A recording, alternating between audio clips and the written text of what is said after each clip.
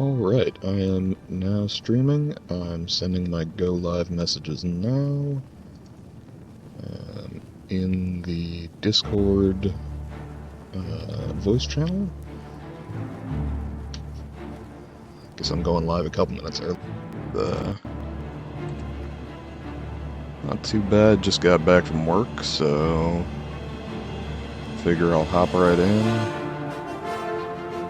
Made myself some coffee, got my water filled up, and then I can play for a few hours, wrap up, go have some popcorn chicken. Alright, good plan. I did, since the last stream, during the last stream I determined that I was streaming in 720p, not because I wanted to, but because that's what the OBS standard setting was. And so I figured out how to fix it theoretically. So right now I am live. I'm going to my own channel, hopefully muted. Yes, okay, good. And quality 1080p source. Okay, cool. It's working, it's not breaking, nothing is currently on fire besides the Daedric symbol behind our Imperial Legionnaire there. Or the City Watch or something, I don't know. Okay, cool. So, that works.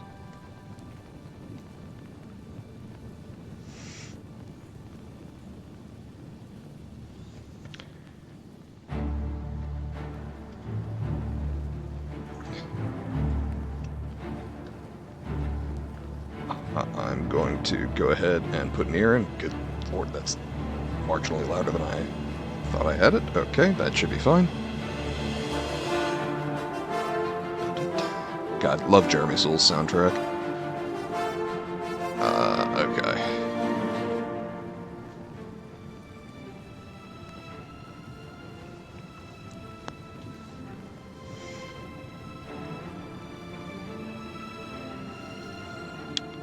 I'm going to hop back in the game. I did on yesterday, so Saturday, yeah. I went ahead and threw myself in a corner and basically rubber banded the controller. I used a hair tie, but basically rubber banded the controller so that I would just float into a corner.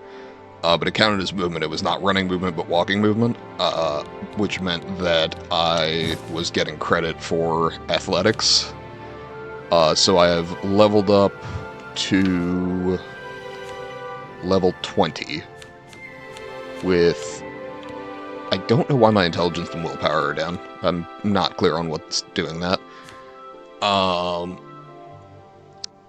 So I paid to level my armor up almost to 50. And then my athletics got up to 71. Blade, I've realized, was a mistake. I should have just stuck with a single combat skill, and probably put, like, alchemy where Blade is.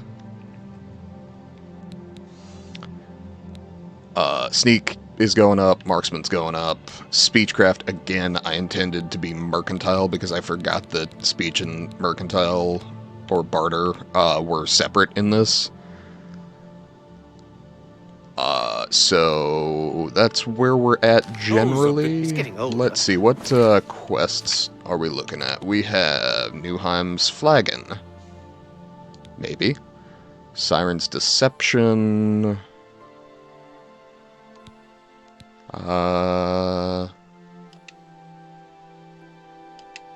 We'll activate that one, because I honestly thought I had done it.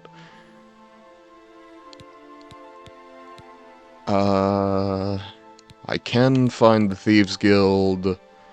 Oh, Glarthir's doing a whole thing. I can go back to the Shrine to Parade.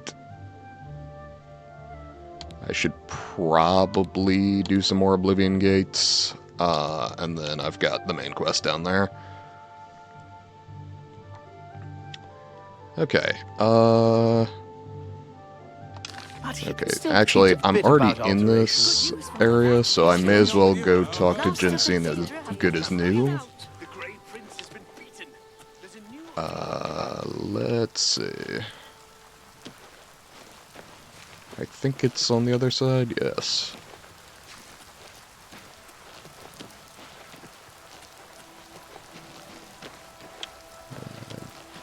Good as new. Okay. So we can... I recall this being a relatively short quest. Feel free to browse, friend. It's nice to see a new shopper. I was afraid... So, Claudette sent you, huh? I'm the chairperson for the Society of Concerned Merchants. We formed this group a while back I'm familiar. to keep a nice, fair economic balance in town. Not every store is a member, but we're slowly trying to convince them to join. Everything was fine until Thorinir opened his shop nearby. Selling all sorts of merchandise, he undercuts prices like you wouldn't believe. He doesn't always sell what we sell, but it is still a problem. People who buy tend to want to spend their money there. That leaves none for us. Sorry, just realized it's getting so bad, a few of us may have to close up shop. I was fiddling He with the wheel. outright refuses to join the society or even discuss the matter. We are convinced he's up to no good. God, What you we could not be need is for waspier you if to you case tried. his establishment and figure out where he gets his inventory. Find some proof of his wrongdoing and let us know. We cannot do it ourselves, as he recognizes all of us. The job pays a fair bounty in gold when he is brought to justice. I hope you're more successful. Okay. Thanks again for your help. I will fuck with that later. For now, I believe we go ahead and do this quest. Ooh, pardon me. I should also continue doing Fighters Guild quests and join the Mages Guild. How goes it? Now, granted, I'm not as concerned about joining the Mages Guild, because I have the opportunity, basically, to just wait until I have a full set of glass or amber gear, and then enchant that, rather than messing with, How would you like to get my husband Gogan out of hot water? Believe me, he'll need all the help he can get to worm his way out of this one. To think he'd fall for the gang's... I'm sorry. The women in the gang use their wiles to lure men out to some remote location and rob them blind. It's been going on for some time now. The city guard hasn't done very much about it, because frankly, the men who are robbed are so embarrassed they don't want to report it. Take, for example, that good-for-nothing husband of mine, Gogan. He cared more about their charms than my own. When Gogan was, with the women, they took something quite valuable from him. No, it's not what you're thinking. He was carrying a precious family heirloom with him when he was lured out to their lair. It was a small ring given to him on our wedding day. The ring belonged to my mother and has been in the family for generations. I'm willing to give you all the money I have to get it back. 100 gold. Can you help us? yeah, sure. Thank you. I'm afraid I can't offer you much help, but I'll do what I can. I hope the reward will suit the risk. It's all I have. Yeah, this is one of those where you kind of wish there was the option to be like, nah, just go do it and sell all their shit to make the gold, because clearly you've already been robbed. Like, shit's not going great for you already. Question mark?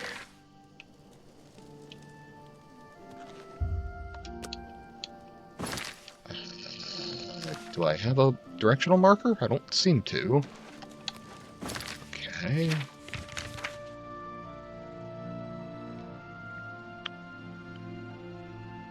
Okay. Yes. Is Gogan around to talk to? Because Back so a location would be soon. cool as fuck. What do you want? Oi. Where'd you get robbed? Talk to Malona. She runs the council. Talk to her. Moron. She seems to have... What can I help?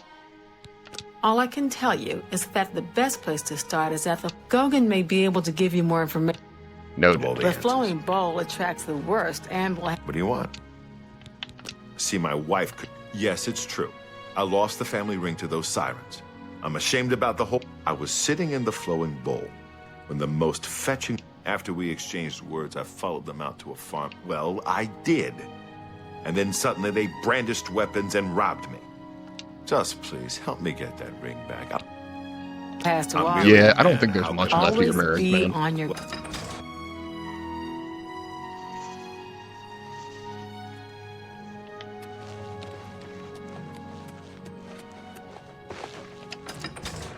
Okay.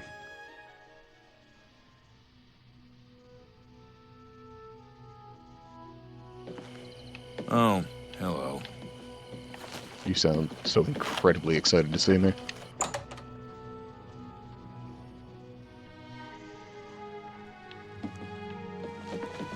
May I help you? Timothy LaRouche, late of the Black Dog, able seaman. I'll be... You too. Cool.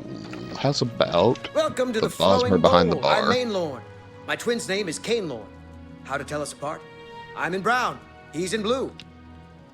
Noted. Yes, I've noticed some of them in my establishment. They don't break the law while they're here, so there's nothing I can do. If you wait around long enough, I'm sure. I don't know where he came from. Take care.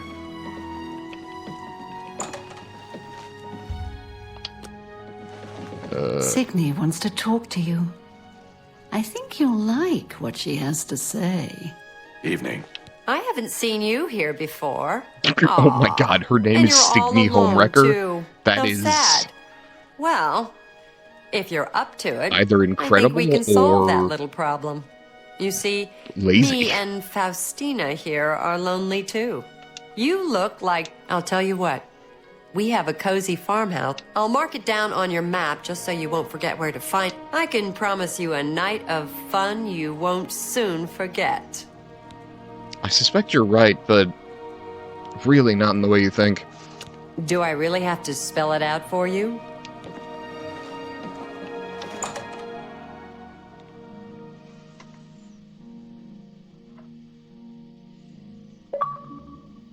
Oh yay, I earned rewards points. Yippee! Where's that at? Farmhouse over that way.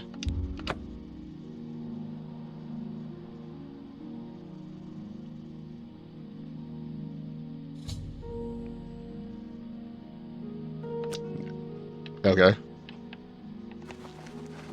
Check that out later, I suppose.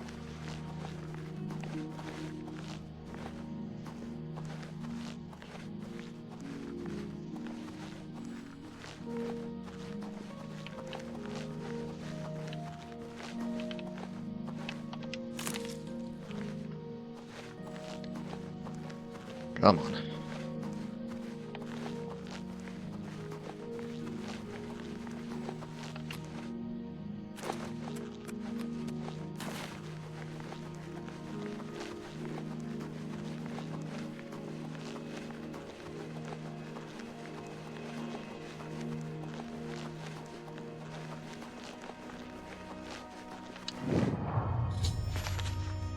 Okay.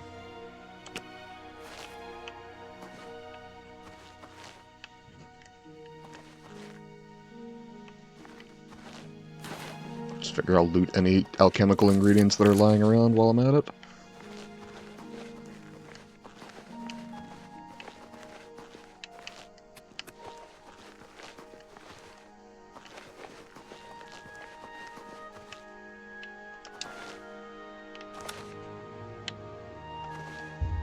Wait until, let's see, it's 8 o'clock, so wait 2 hours.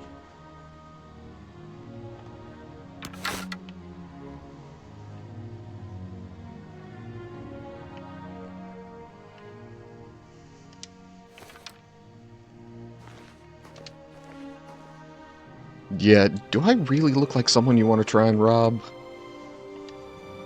Like, it could all be a guise, but it seems like a bad call, probably.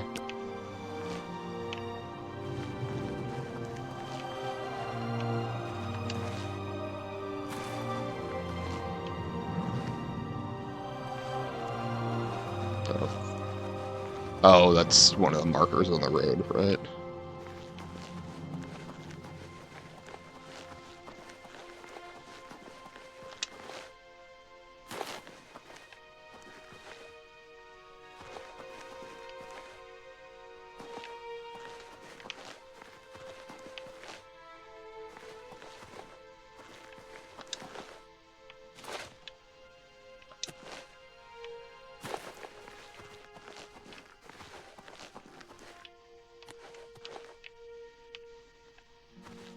Okay. It's a distinct lack of alchemical resources around this farm. Kind of disappointing, really. It's a bit broke down, though. I guess nobody's maintaining it.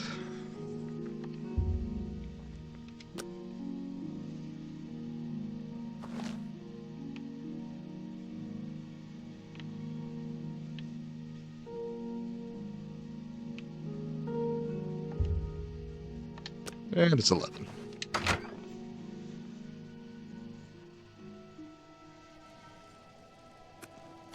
I see you took us up on our offer. Good. I'm glad to see you. Sydney will be along. Now we can't have you standing there all uncomfortable in... What? What are you talking about? Don't you want to have fun? Damn, I knew it. You're working for the city guard, aren't you? No. I didn't think they would be stupid enough to send someone alone. But so be it. No, I should have independent known after contractor. I fenced that stupid ring and discovered it was a fake. Worthless. All part of the guard's plan, I suppose. Okay, girls. We got someone who doesn't want to cooperate. Die.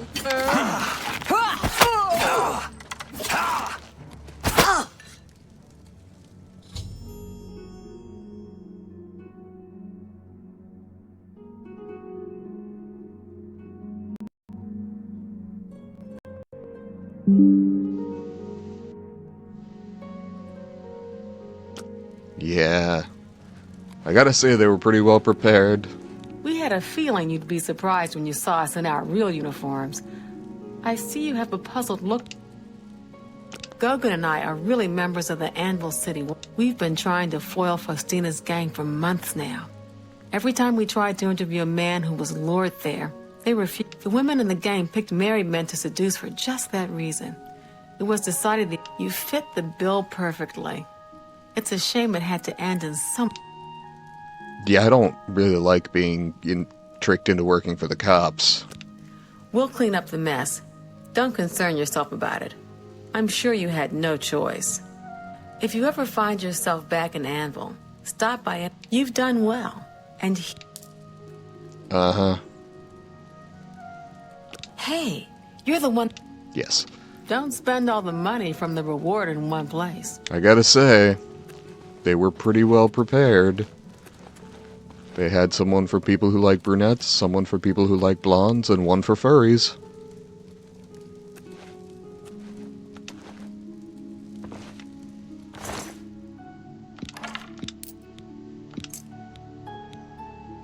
Splinter. That's rather expensive.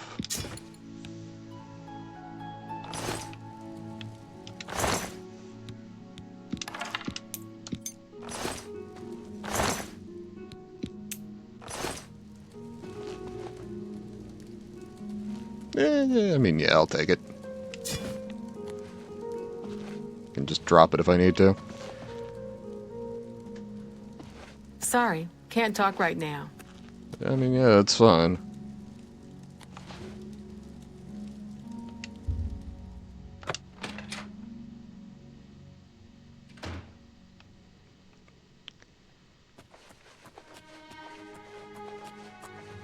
Also, she agreed to give me 100 gold and then gave me 500, which does help a little.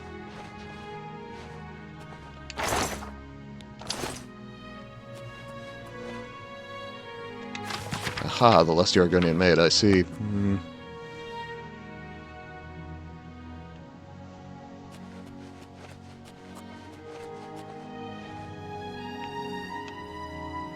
Well, actually, that's alchemical ingredients, so...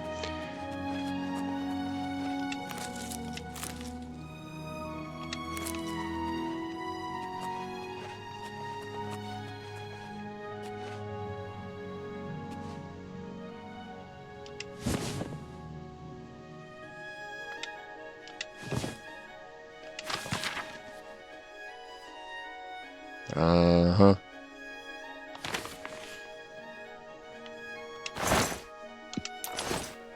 Evidently they weren't bad at what they do.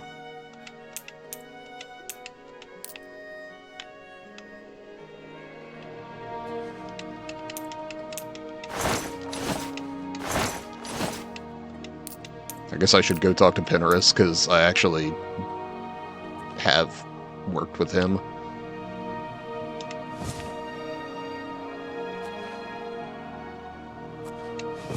I don't know who Heinrich is.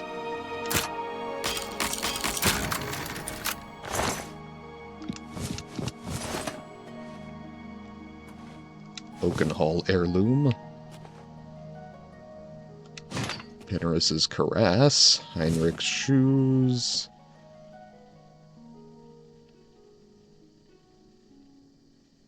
Astia's necklace. I guess I should take all the named people's things, right? And just toss them if I need to, but...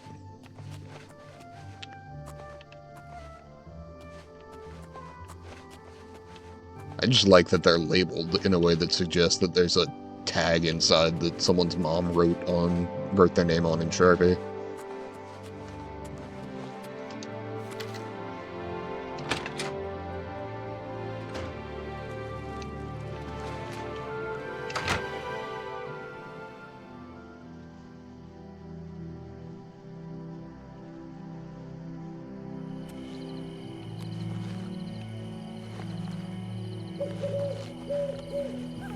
Pretty sure I just crossed that hill and there was not Storm Atronachs on.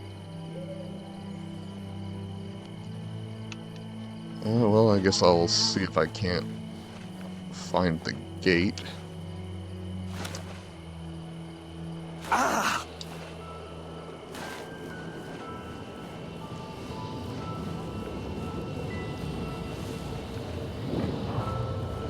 Okay. And then back into town. Whew.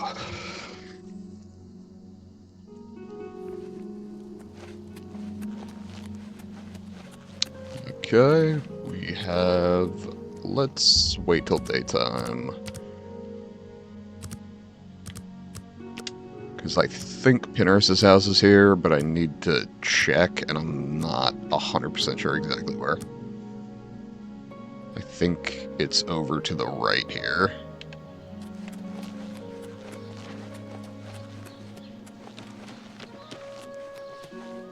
Silgars. That's Paralysis.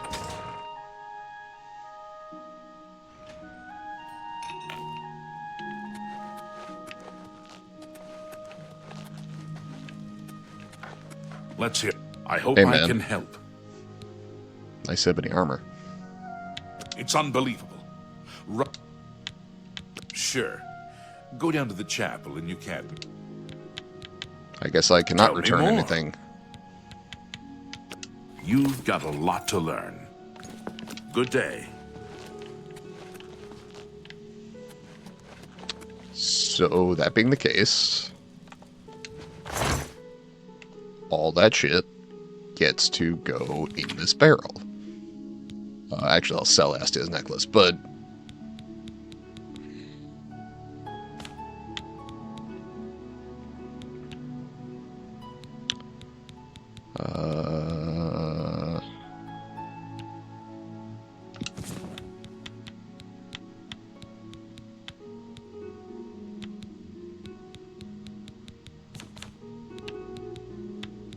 And then all of Ernest's stuff, Heinrich's stuff, Pinaris's stuff, which is kind of like returning it to him. Okay.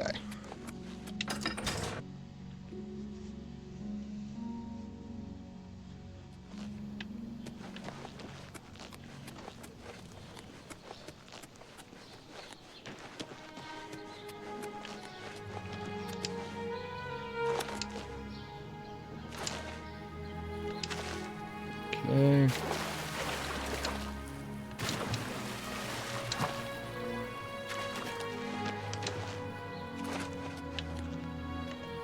Let's see, what's our current capacity? We're 179, which is a little heavier than I'd like to be, though 10 pounds of that I can drop instantly. Need to figure out a decent person to sell something like Wit Splinter to, because I'm just losing money selling it to my usual guy in the Imperial City.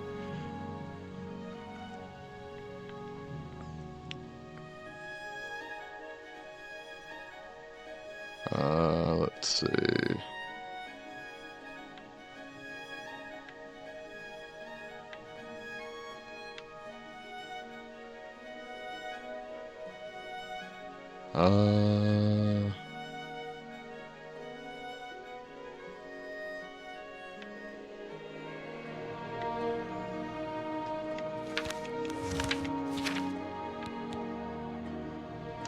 I mean, yeah, I guess.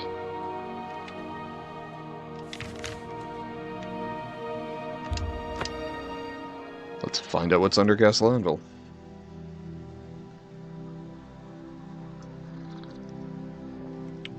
After which I may go castle shopping.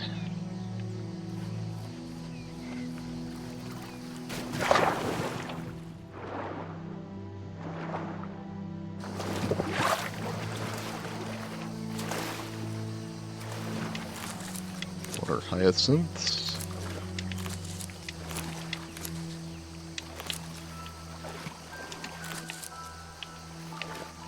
And lotus. Alright. Smuggler's Cave, I see.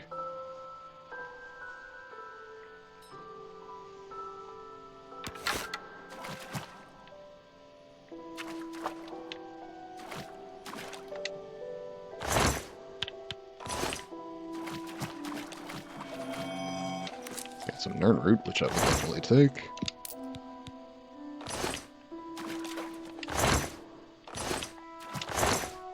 Well, they're smuggling some pretty boring stuff. And by boring, I mean not, like, significantly profitable, I wouldn't think.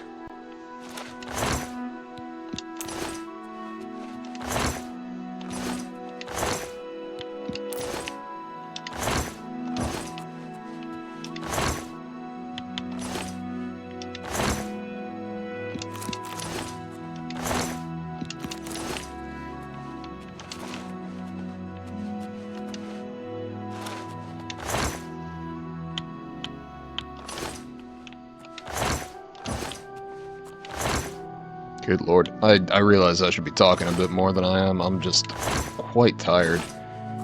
If anybody in the chat has a topic they'd like to discuss, feel free to either put it in the chat or go ahead and join me in the Discord, should you wish to. The locked room. I feel like that's going to up my security skill. Could be wrong, but I don't think I am.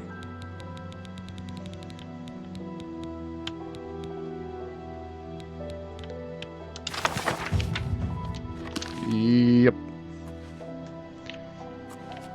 Not that it needed it, but I appreciate the free level up. Door to the dining hall requires a key. Okay. Oh, is this for a Dark Brotherhood thing? That might be the case.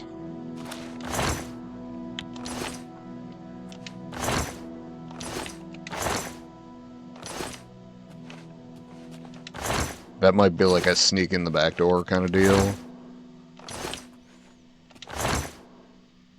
Which I have not triggered the Dark Brotherhood. Oh, son of a bitch.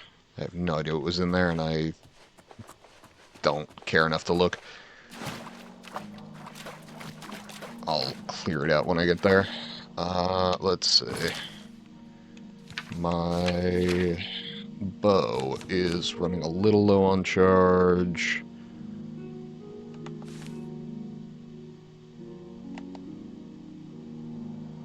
Okay.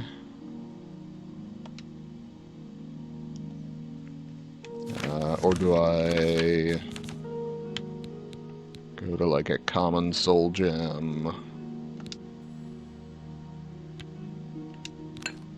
Okay, yes.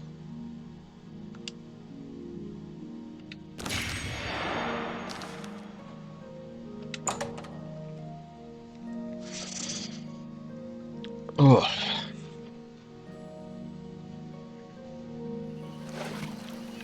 Yeah, Sunday streams are definitely my more chill streams, simply by virtue of like working 8 hours and then hopping on stream for a few hours. Definitely leaves me a bit more tired.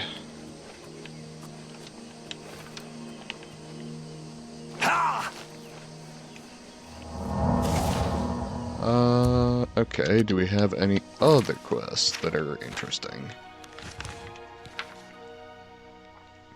Unfriendly competition. Yeah, sure.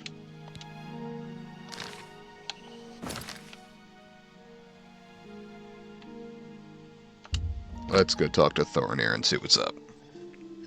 I assume he's a Thieves Guild fence. Ugh.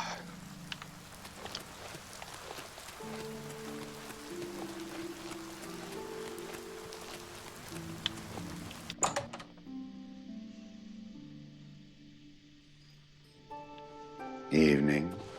Jesus. Hi there. Well, Hey, what kind Thorinir. of deal could I make for you?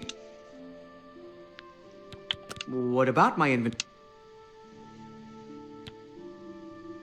Well, thank you. It's not only if I can see by the look on your face, you wonder where I get. It's all about who you... Anyway, have fun looking around, and when you are ready to buy... Please, I'm very busy.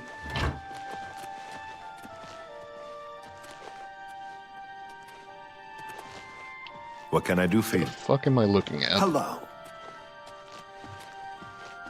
Besides Bethesda Pathfinding, which shouldn't surprise me at this point.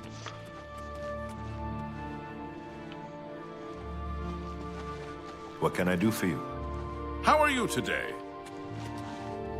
I hope I can... You too. Okay. How about I wait till daytime? That seems potentially more useful.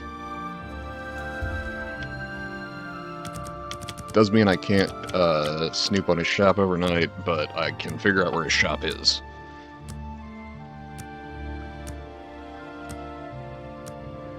Ugh.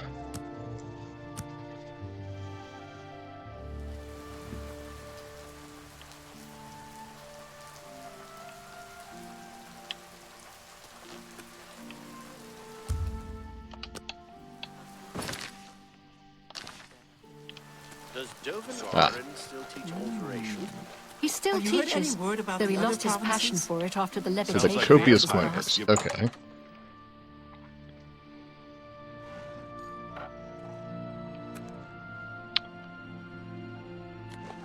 Hello again. Welcome back. What kind of Have a deals look you at my got, wares. bud? I'm sure there's something to suit you.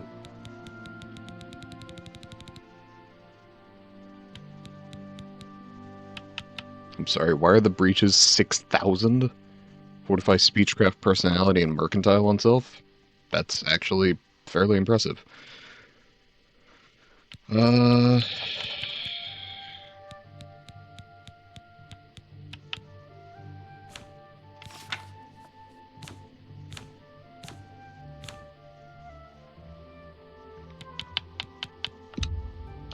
fine transaction.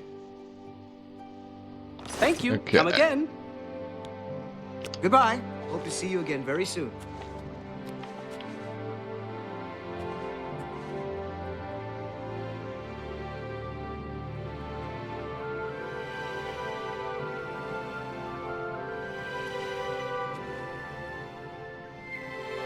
What if you just didn't notice me?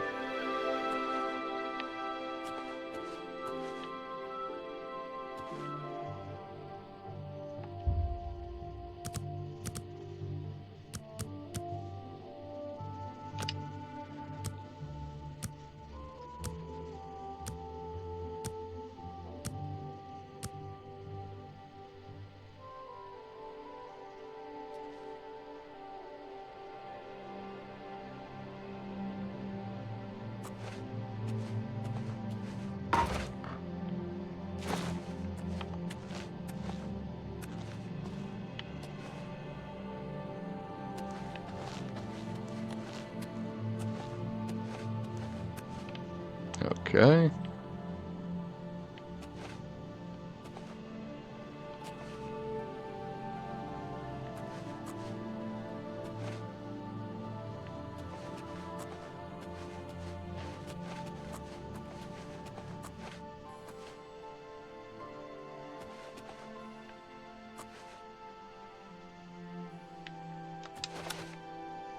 Oh, I can't sneak any further into that corner.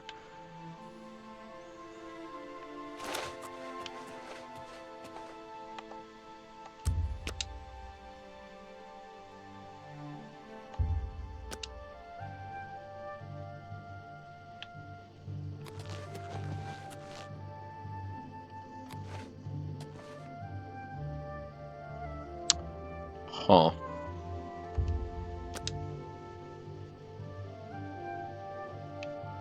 So I'm gonna leave. And just break into the basement at night. Hello again.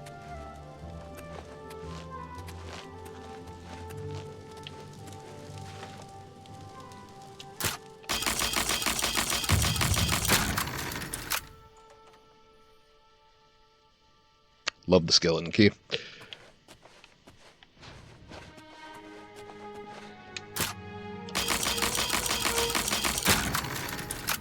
Really, really love the skeleton key.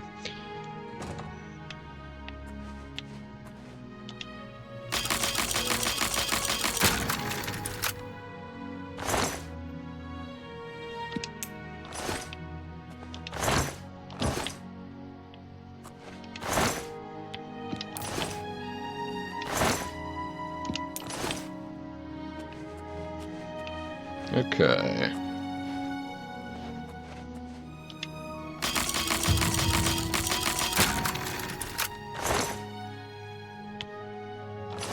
Okay.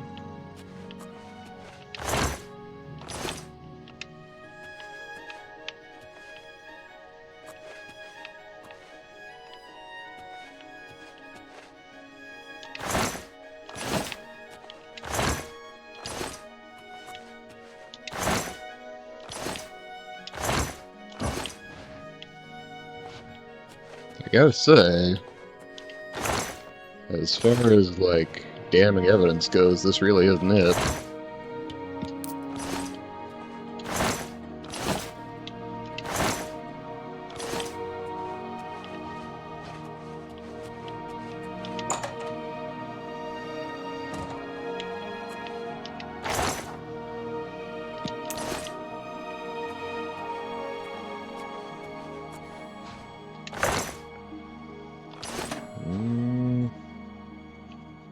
Not seeing any suspicious notes.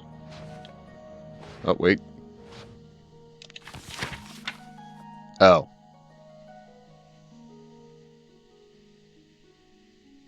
Huh. Not really what I was looking for, but sure.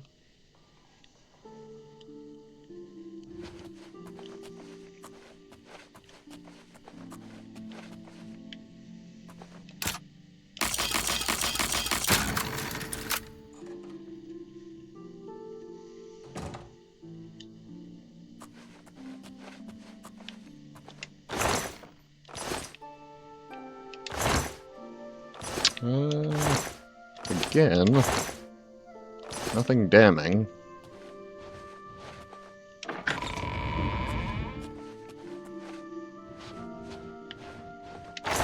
Why is he sleeping at the Merchant's Inn if he's got a bed up here?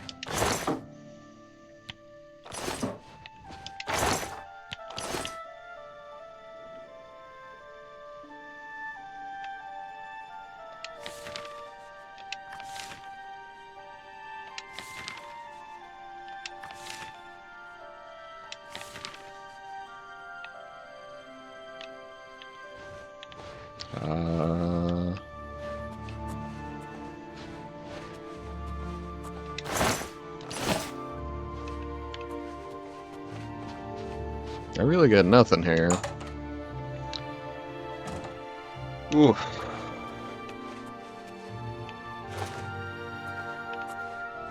I mean, I guess the guy is smart enough to not leave incriminating shit lying around his shop. Probably a mark in his favor, if anything.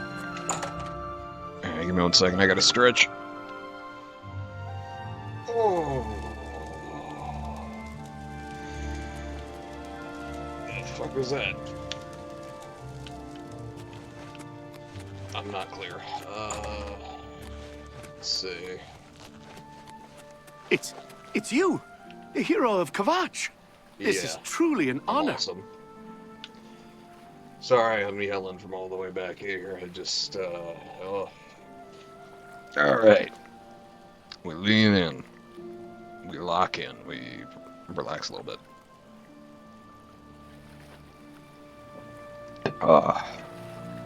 Okay, the coffee's helping a bit. Alright. Can you just go meet your super sketchy contact, please? Make my life a lot easier.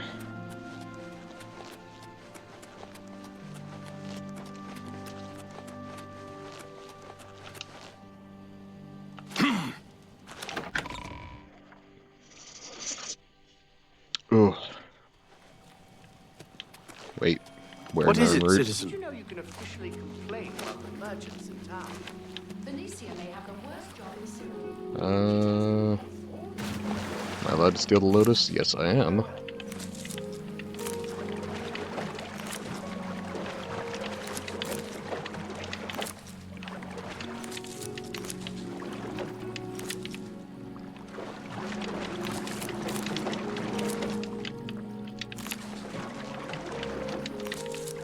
Okay.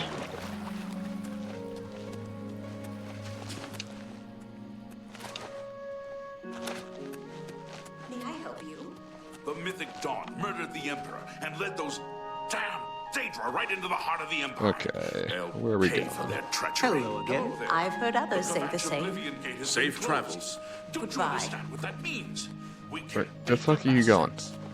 Oh, heard any news from the other provinces? They say syndicates of wizards have led a boycott of imperial goods. Okay.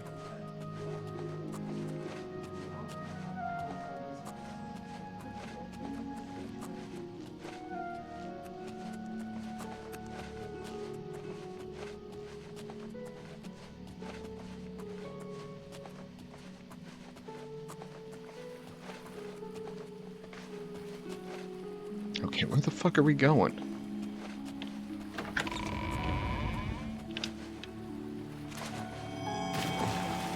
There's the nerd.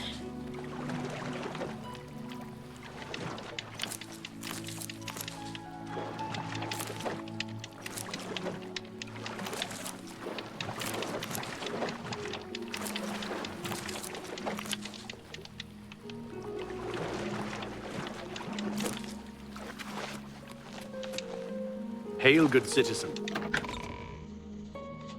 Good, maybe a stretch. Alright. Where are we going, Thornair?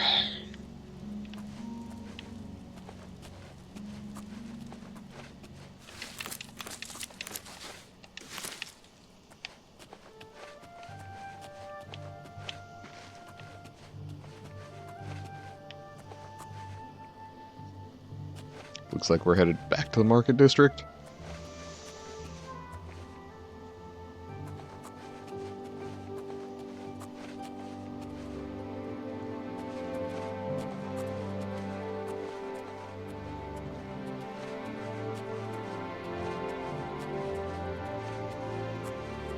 Okay.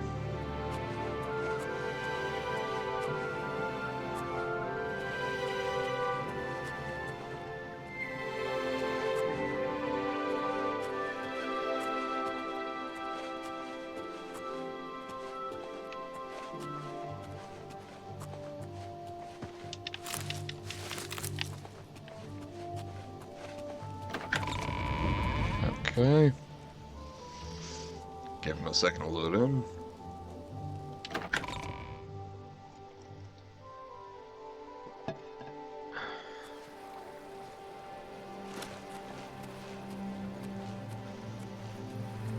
Okay.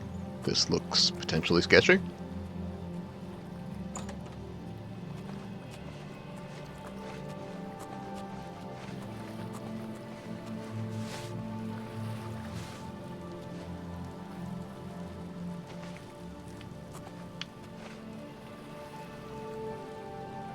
Okay.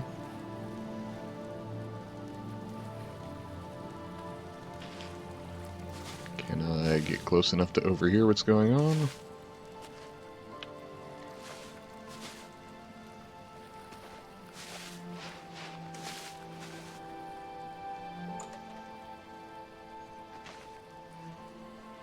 I'm really unclear as to what the cone of vision is here.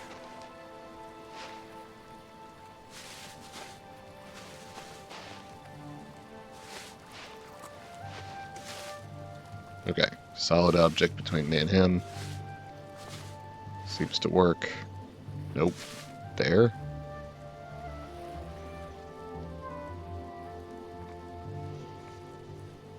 Can I sneak up on them from the other side?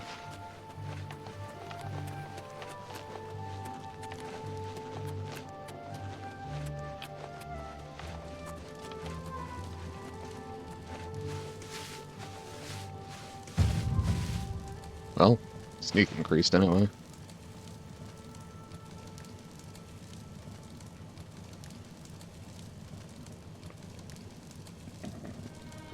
And what time is it? It's 1 a.m., so...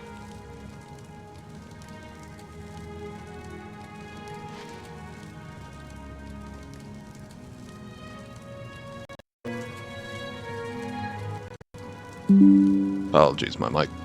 I said, do I just interrupt them? What the fuck is this? Why are you following me? I have the best price. Please, I'm very busy. Yeah. Inventory? I am a simple trapper. That you, Agarmir? Shh! Not so loud. How many times have I told Okay, you that? I'm locked in place. Sorry. I'm not used to this kind of meeting. It always makes me nervous. Well, just shut up and listen to me. Whatever. The next shipment will be sooner than I expected. Just have the money ready. Same assortment of things? I mean, I have enough clothing for now. You take what I get. I get notice at the last second, and I have to jump on it. No time to be picky about it. Well, that society is putting more pressure on me. So maybe we better cut back for a while. You cut back now, and I'm going to take my business elsewhere. Or maybe pay a visit to that Jensine and tell her about your little scheme. Fine. You made your point. Contact me when you have the items, and we'll meet again. Don't worry. It'll be very soon. Now get out of here. Okay.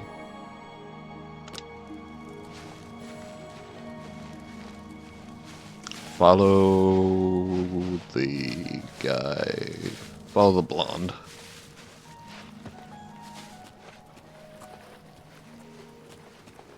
Alright.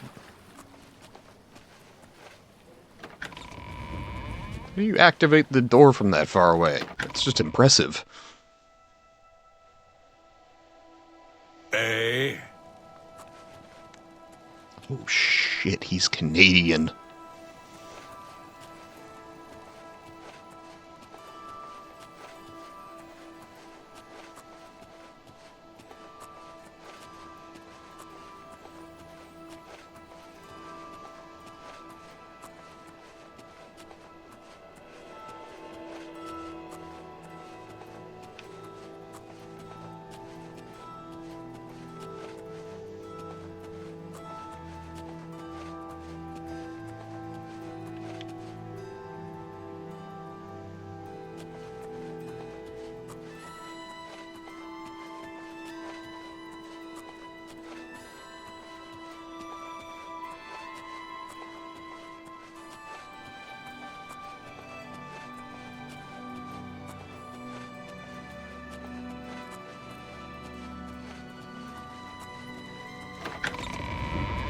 Okay, give him a second to load in this time. Hopefully don't come up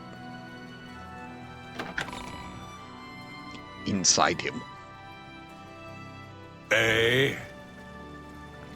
Yep, yeah. No doubting it. Sadly, 100% confirmation. He's Canadian.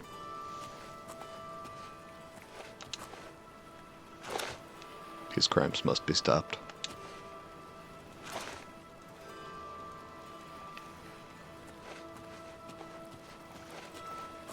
Hey man, I make jokes, but I'm a much bigger fan of Canada's government than, you know, my own at the moment. Also, universal healthcare as a rule, I'm much more a fan of.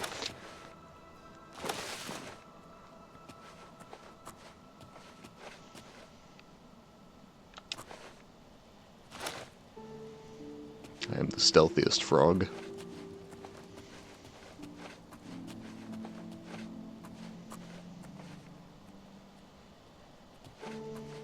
Okay, that actually just gave me a character idea for Baldur's Gate 3. Play a Gith Rogue.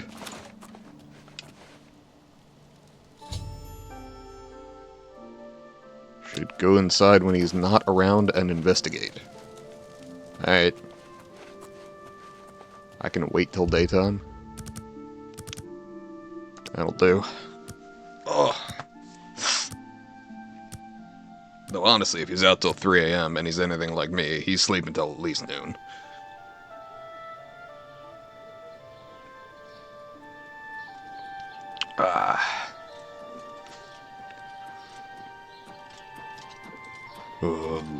Alright, come on.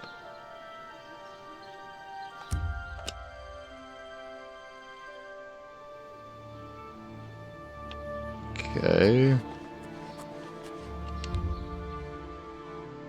Okay. Trying to wait. See if my theory holds.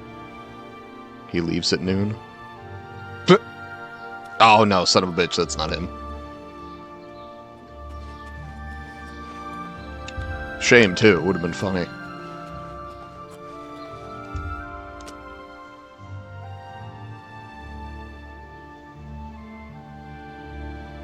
Oh god, he's like a 12-hour night kind of sleeper, I guess. Or he's got paperwork to do, either way.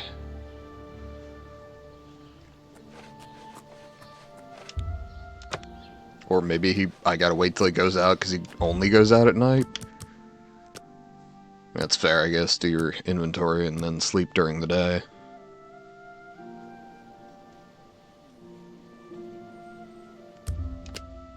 Come on.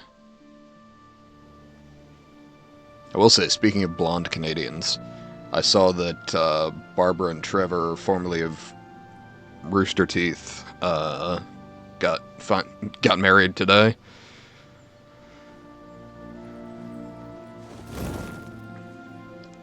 Which is good to see, you know. I spent a chunk of my high school years watching Rooster Teeth, and Barbara and Trevor were always pretty funny, so it was nice to see they hit it off and are still together. There we go.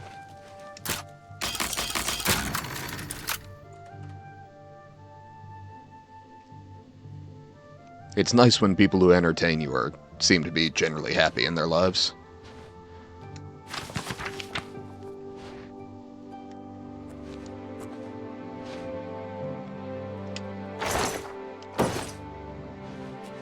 It's one of the reasons it's so easy to watch Ray Narvaez Jr.'s content still. It's like, he and his wife clearly love each other, and he's doing what he loves every day. So it's like, well... And his dogs. He loves his dogs.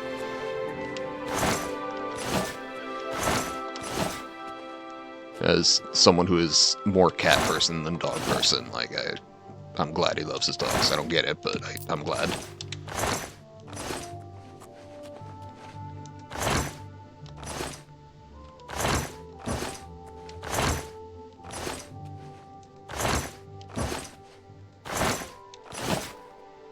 Okay. Bone meal? Jesus.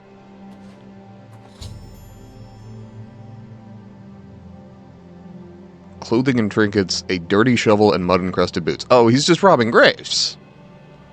Okay.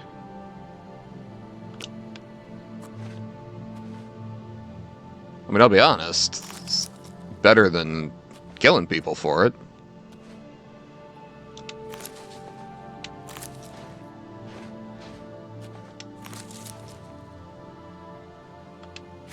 Macabre Manifest?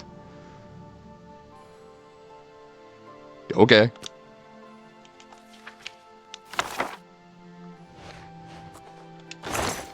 I mean, I'm taking all this bone meal and using it in alchemy. We're not going to discuss the finer points of whether or not these people consented to A, being dug up by a guy who wanted to sell their stuff, and B, turned into potions by me. Because frankly, I don't come out of that looking too good.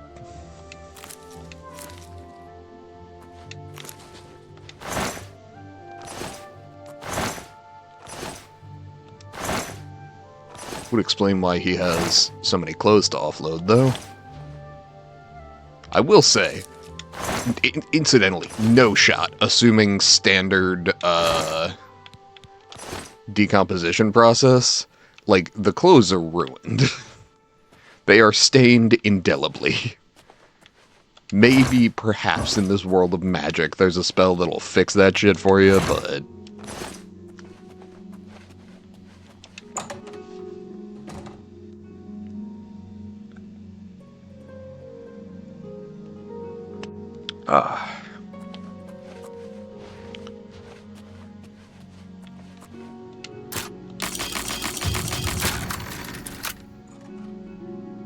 I love the skeleton key. I don't know if I've made that clear.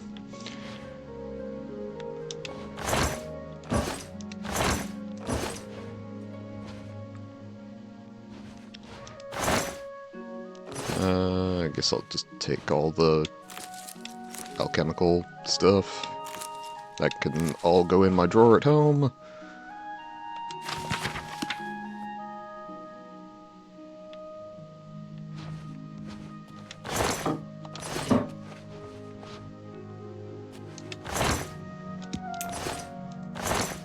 Actually, I'll take the repair hammer too.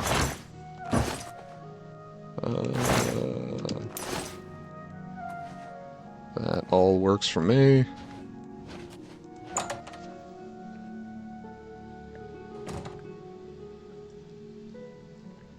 Oh, God, that coffee's good. For anyone wondering what coffee I drink, it's a German blend from Aldi. I don't actually know what it's called. It is slightly different, albeit very similar to the former German blend that I drank at Aldi.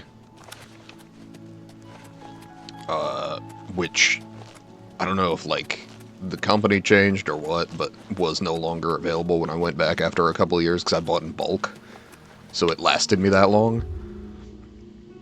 Where am I in the Imperial City? Gardens District or Palace? Okay. But yeah, when I went back, it was like a different company, and I was like, well, I guess I'll buy 4 instead of the 8 that I had bought previously, just in case it's not the exact same stuff. And it's a little different, but still enjoy it. Definitely, a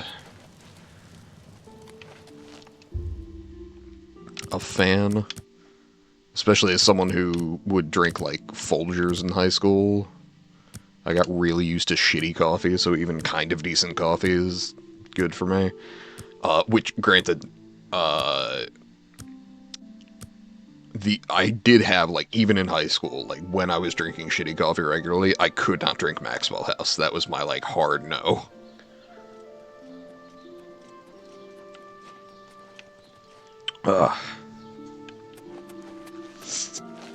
May you rest in peace. Good to see you.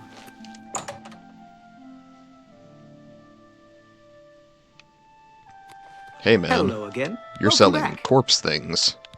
I can't believe what it's You just sure? too horrible. I'm sorry, did you just say you were I don't even know mortified? what to say. I guess an apology Are you is not... fucking serious? Yes, that's the first and foremost. I will never meet with him again. I can promise you that. Secondly, Yes. You don't think he would dig up another? Oh, no. He wouldn't. But I guess he has been. Oh, my. Yes, you do that. I don't even want to look at... I hope everyone can forgive me. Yeah, maybe not. I had no idea.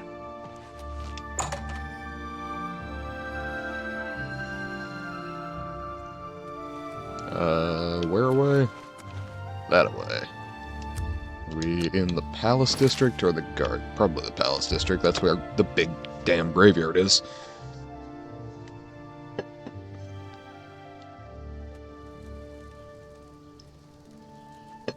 Ooh.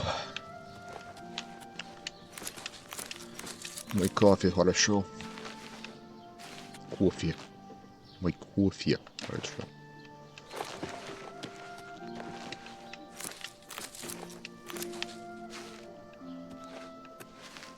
Or I suppose мой кофе очень вкусное. Okay, grammatically I don't know if that would be вкусная or вкусный.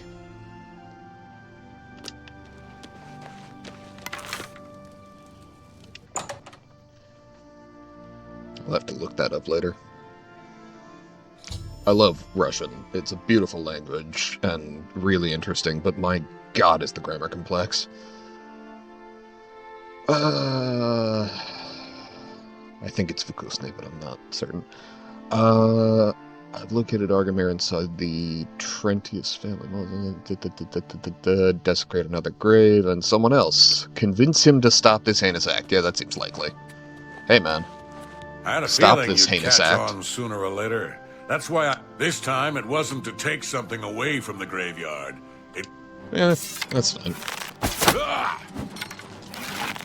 That's a very nice set of ebony.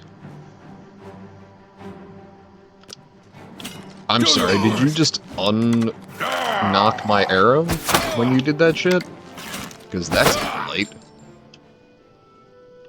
Let's see, ebony longsword. Fucking A. Bone meal, bone meal. Bone meal. Bouquet of flowers. Well, it's nice that they were gonna at least give me that much. Okay. Ebony arrows. I will take the ebony boots, cuirass, gauntlets, greaves, a little bit of gold. I mean, sure, I'll take the house key. I've already broken every lock in the house, but sure, whatever.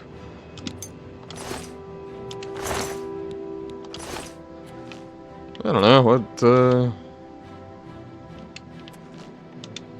That's interesting, I can activate the ghosts. I don't know what this does.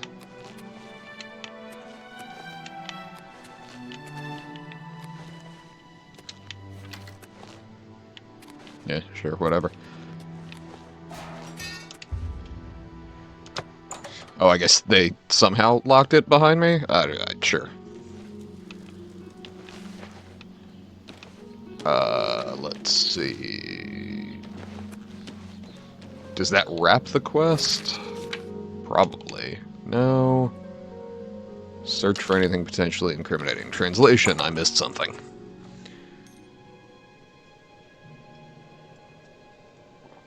Oh, fuck. Okay. What potentially incriminating thing? Debaser? The fuck is that? Glad I came back for that alone. Sounds expensive.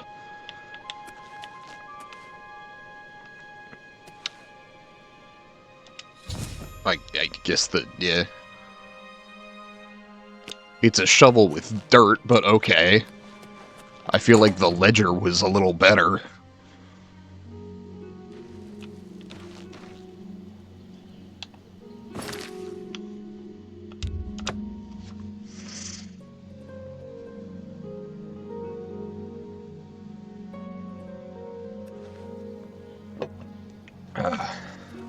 A coin for an old beggar.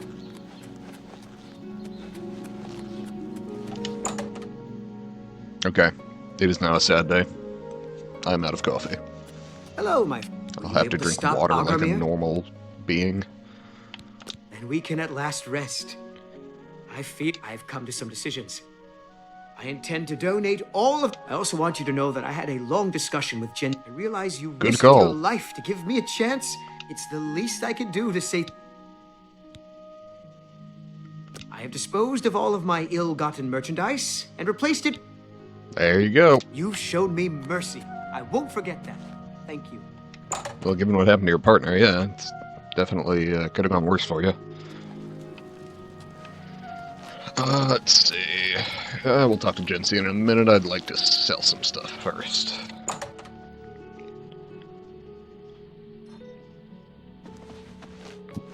Good day. Sergius. Have a look around. You won't find better prices in all Tamriel.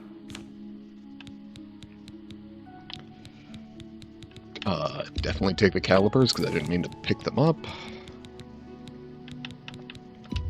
Some You drive gold. Some parchment, because again, definitely didn't mean to pick it up. Pewter cup, also on that list.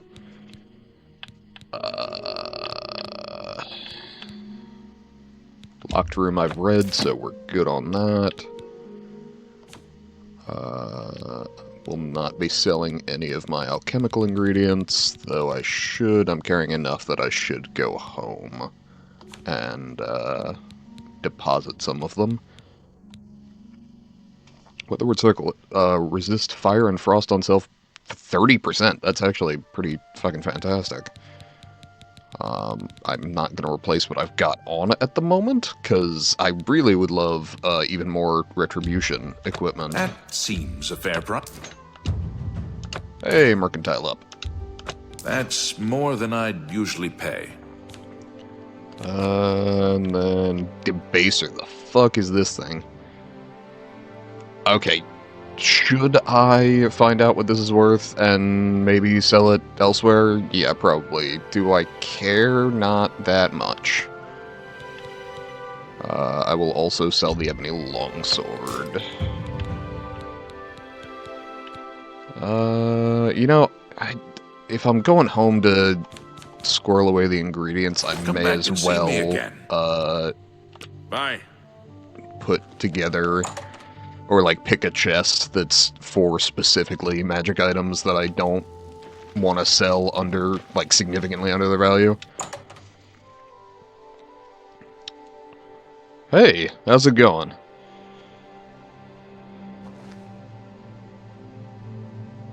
You're purple today. Were you purple last time? I have been I'm also anxiously purple in chat, awaiting your so return. just curious. The very thought of what Agarmir was doing sickens me. Oh yeah, I hope Agarmir. those I've been poor saying souls Argamir. rest in peace now that this is over. So, welcome back. How have you been? I am pleased that Thorinir has decided to do... Well done! This shovel will certainly confirm Agarmir's crimes. Along with the manifest, Yeah, it should again, prove I useful feel like to the City manifest Watch. is the thing In your that's absence, proof, but Thorinir okay. visited, and we spoke at length about his role in this scheme. I believe him when he told me of his intentions to donate all of the money, and last but not least, he's officially joined. In return, the society has decided not to press charges. Now, I'm sure you are waiting to many thanks. Cool. Alright. It's been a pleasure doing Yeah, your username. Mine also shows up as purple when I type in chat. Just because I selected that.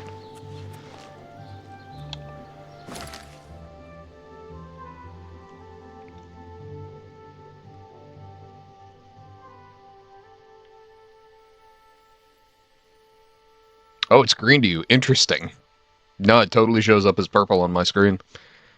Actually, it shows up as purple in OBS. Let me pop up my own stream, because now I'm curious if it'll show up. Oh, that's even more interesting. It's orange when I pull up my stream, so I guess it's randomized. Huh, cool.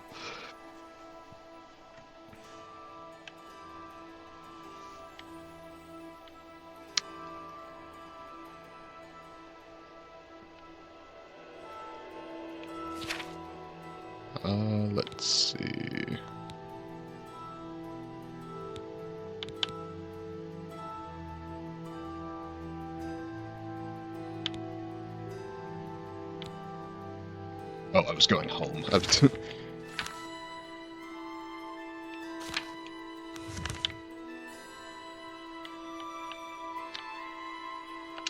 There we go. I knew what I was doing, and then I got distracted trying to figure out the name thing and completely lost track. Oh, people of Cyrodiil. Believe it or not, the ADHD in my stream name is not a lie. I really have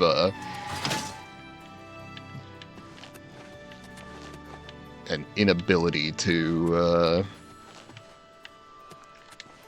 it's interesting. I'm entirely capable of having like 3 conversations simultaneously, but if I'm getting really focused on something and get slightly distracted from it, I just lose that train of thought entirely.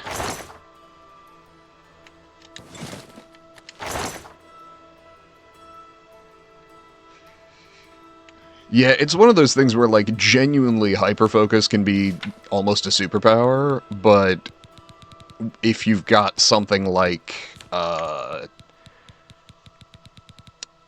tasks that need to be done, particularly for me, tasks without a deadline, because I operate really well on a deadline. If I know when a thing needs to be done by, I will probably procrastinate on it to some degree, but once I get close, I know exactly how I can crunch and get it done. But if it's just something that needs to be done, but not by a specific time, I will never get it done. I just have so much difficulty getting myself to do something of that nature.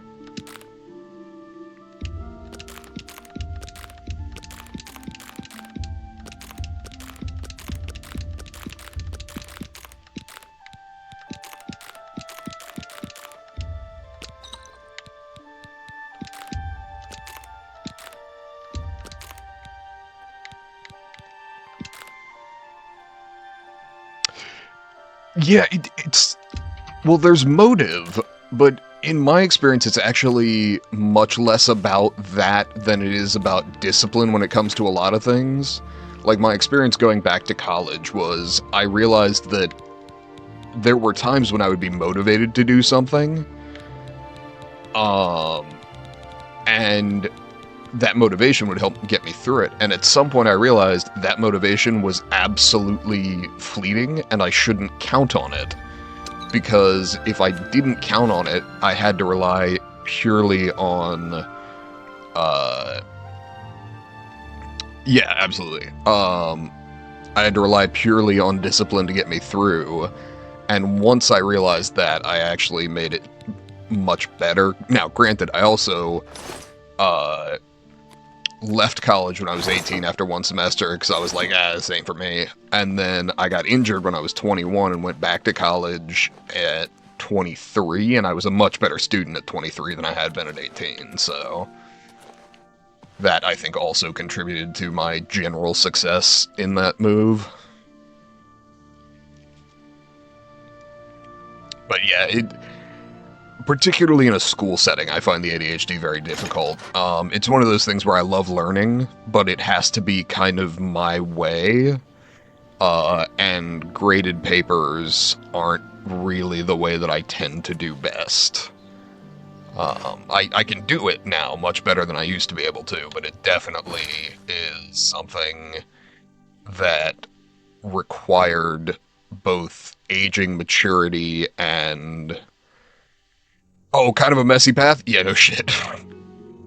Put it this way, I didn't plan to get crippled at 21. I certainly didn't plan to still be crippled at 30, so... yeah, I'll tell you, I left college, and within 6 months I was working at a gun range and volunteering at a firehouse, and I loved that. I did that for 3 years, had a great time, and yeah, you ain't wrong. But once I got injured, like, as an EMT, it's tough to lift a 400-pound patient when you can't lift yourself. So I was injured for a while, but I was basically stuck sitting at home because I couldn't do anything. Now, granted, fortunately, a lot of my, like, besides snowboarding, all of my hobbies were, like, gaming, movies, TV, reading, so I could do all those sitting down.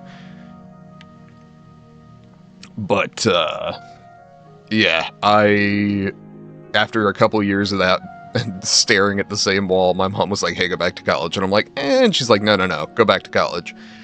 And I probably bitched about it a little bit, but I went back, and turned out I was much, much better as a student at that point. So I finished, I got my bachelor's. I mean, in anthropology, so it's not like I'm working in my field, but I did get the degree, so...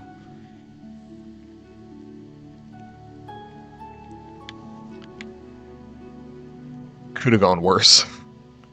I mean, hell, I feel unlucky in that I got injured so badly, particularly at that young age, but also I had parents who were willing and financially able to take me in at that point, which is much luckier than some people could have been. And also it happened at work, so the workman's comp covered the medical treatment, which was also important in the US. So, like, while there were a lot of things that went bad all at once, there were definitely mitigating factors that made it not nearly as bad.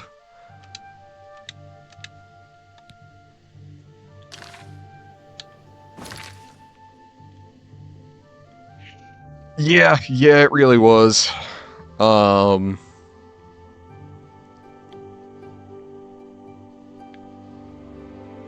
Especially...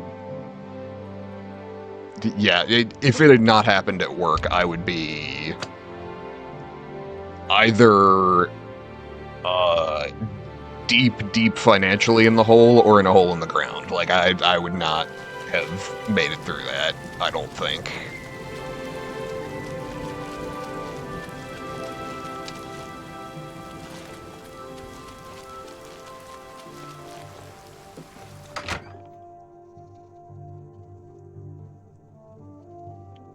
No, as far as the injury itself, I put my foot in a groundhog hole and wound up crushing all the nerves on top of my left foot and ankle.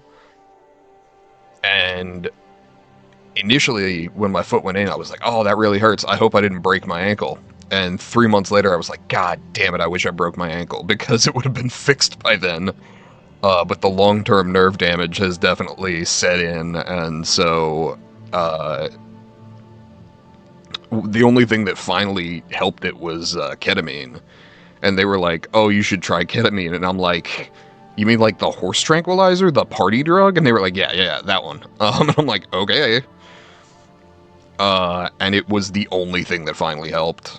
And so now every 2 months I go drive a couple hours to a clinic, and they shoot me full of ketamine for like 3 days. And while I'm sure that's not awesome on my liver. Oh, well, yes. So I do have damage. What I wound up with is what's called CRPS, or Complex Regional Pain Syndrome, which is basically the problem became my brain, because the pain signal was on so long from the damaged nerves that even though the nerves have mostly healed up, the pain signal is still on from the brain. And so CRPS is bad, but I got lucky in that mine hasn't spread, because some people will have it and then it'll spread, and honestly that usually ends in suicide.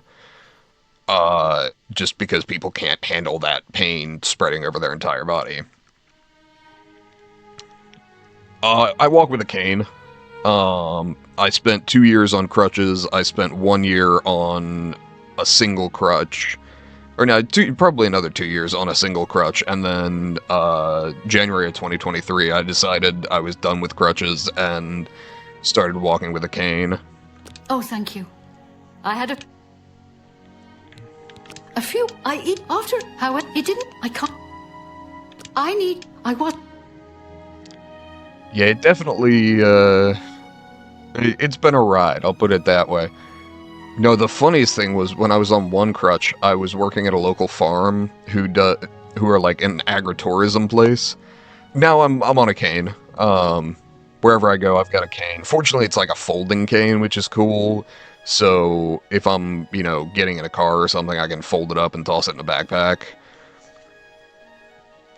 But yeah, the thing that I realized very quickly after getting injured was that I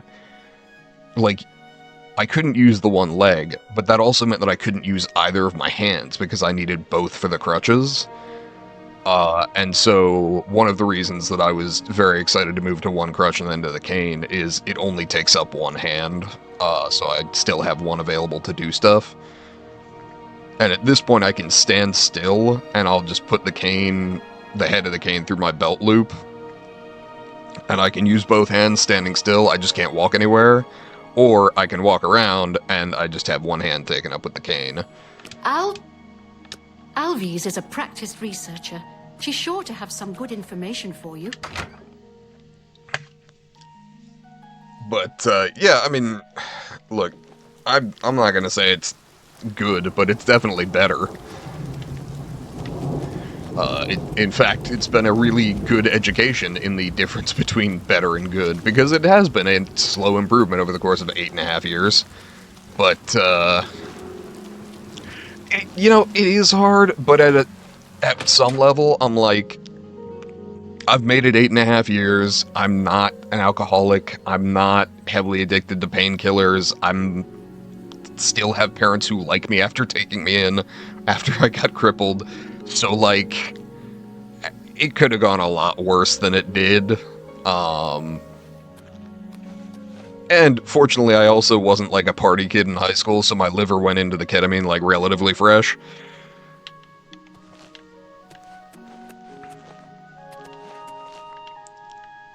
But, yeah, I mean, it wasn't a good time, but it could have gone a lot worse. And I went back to college and got, a degree, I made friends. It definitely could have gone worse, I'll put it that way. Where is this person? There, okay. Poor Rosentia. Frankly, the smell gave you away. I could get... Doing a bit of no one would buy that thing once it's activated like it's been. Inside the cave, there's rumored to be a shrine to I also learned that the staff makes the owner move much slower than normal. Oh, good. Please, bring Rosentia this information at once. And if you... Send Rosentia my regards. Yeah, I mean, generally they are much happier to see where I am today. I mean, hell, the neurologist who first identified the CRPS 8 years ago was, smiling when I walked into his office on the cane. He was like, the fact that you're moving around like that, the fact that you drove yourself here is such an improvement. And at some level, it's kind of hard to see, right? Like, I don't have the third-person perspective where someone can go months without seeing me, and they see, like, a massive change. Whereas I just live the day-to-day, so the changes are so gradual that I don't necessarily notice all of them. Oh, I can't do it. Hit. Dark Fathom Cave isn't that far from here, but the...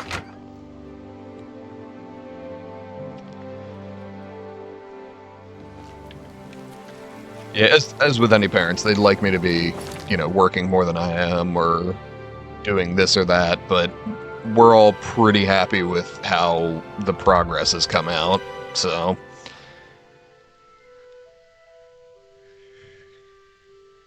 I mean, honestly, I'm mostly trying to find, work-from-home positions. I've looked locally as well, but the work-from-home stuff is just so ideal with the injury. Oh yeah, sure.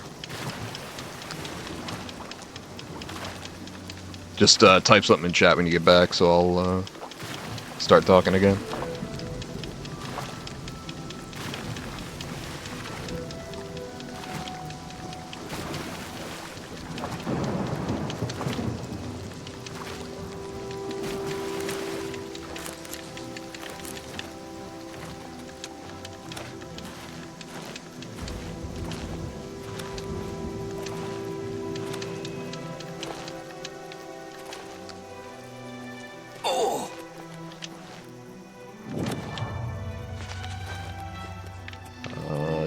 Fathom Cave is ostensibly under my feet?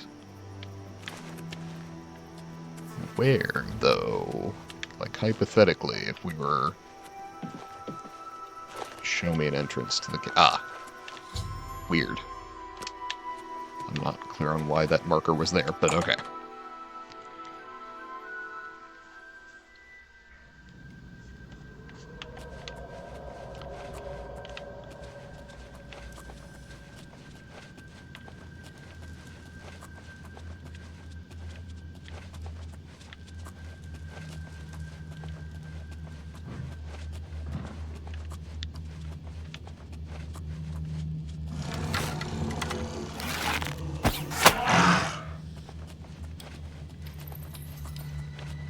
Okay, Daedroth down.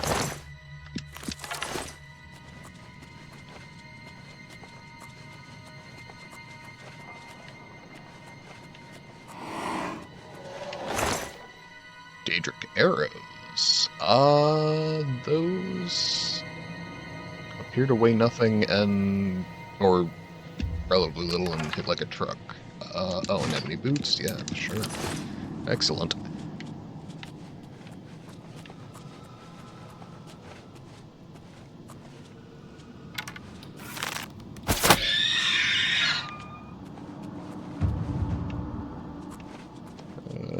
Do we have another one down here?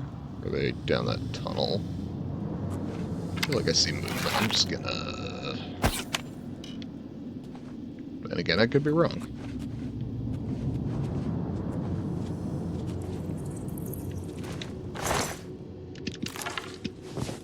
Okay, cool. So yeah, that's my sob story, I suppose. But, you know, I'm here, still at 30, which, I'll be honest, when I got injured, I was not sure that that was going to happen. So, I can genuinely say that while I am not glad that any of it happened, I'm glad to be where I am now, given what happened. Streaming on Twitch? No. Just generally doing better.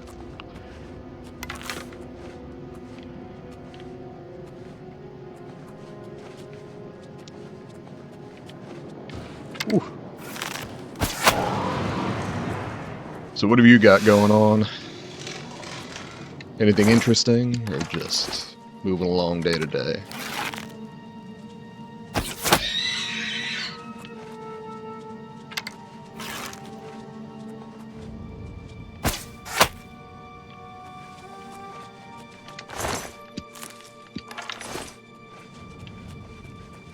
Okay. God, I vaguely remember this quest from, like, over 10 years ago when I played this game, but...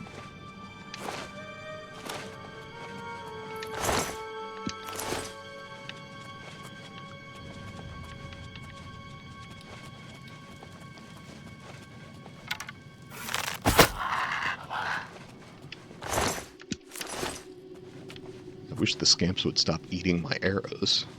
Those are expensive. College student? Okay, cool. If you're comfortable saying, what degree are you studying? Or what program are you in?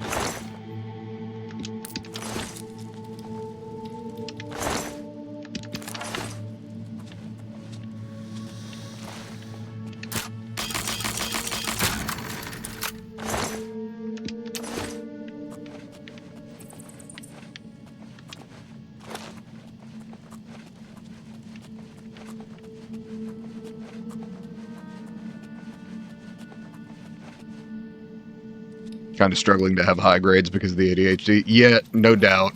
That, I admit, was something where I went into college going, my goal is to graduate. Mechatronics. Okay. Sorry, I have to look that up. Because that sounds both like mechanical engineering and electronics, but...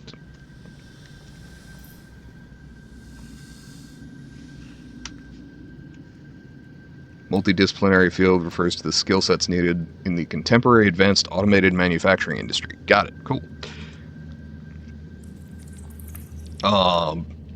So yeah, as far as the high grades thing, I went in with the understanding that I would do my best, and if that was sufficient to get me through, that would be enough to get me the little piece of paper at the end that companies want me to have before they hire me. I wound up I graduated magna cum laude from my mix of some of the other engineering fields. Yeah, anthropology's a lot like that, where you've got humanities, sociology, psychology, history, all sort of going on at the same time. But with that understanding, I went ahead and did my best with those understandings that discipline was...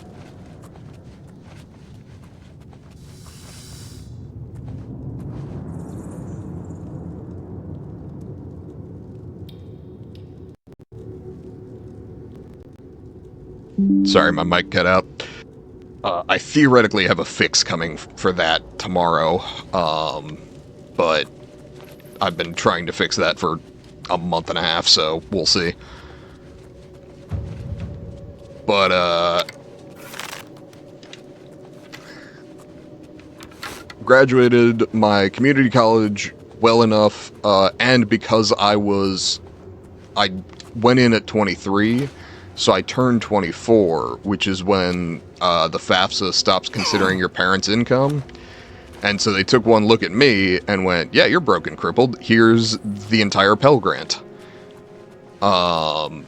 Which really helped me get through college pretty debt-free. And so again, like, things turned out okay. And then I went into... I did college during COVID, so I went in 2018 to my community college, and then spring of 2020, like right as COVID was breaking out, was my last semester at the community college. And so how do I just put it on Shagora? I guess I can just drop it. Oh. Or that.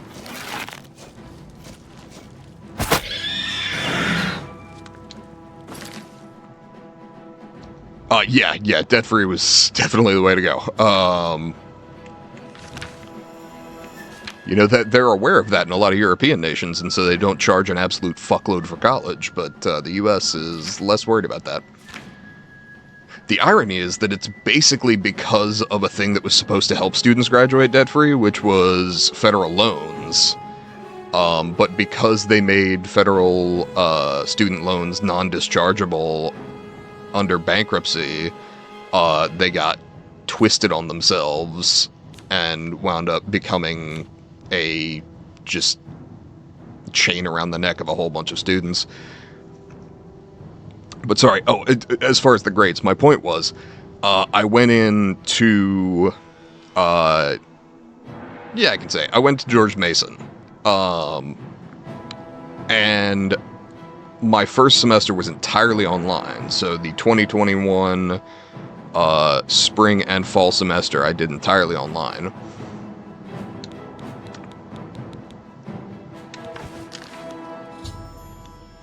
And what I learned in that first semester was I took 2 asynchronous classes, and I learned my ADHD cannot handle asynchronous. My other classes that were online were totally fine because I had a time that I needed to be on Zoom, show up, and I did great in those classes. But the asynchronous ones, because I didn't have that, like, check-in or that time that I could, like, be in class and ask questions, it always kind of fell to the back of my priority list. And so without that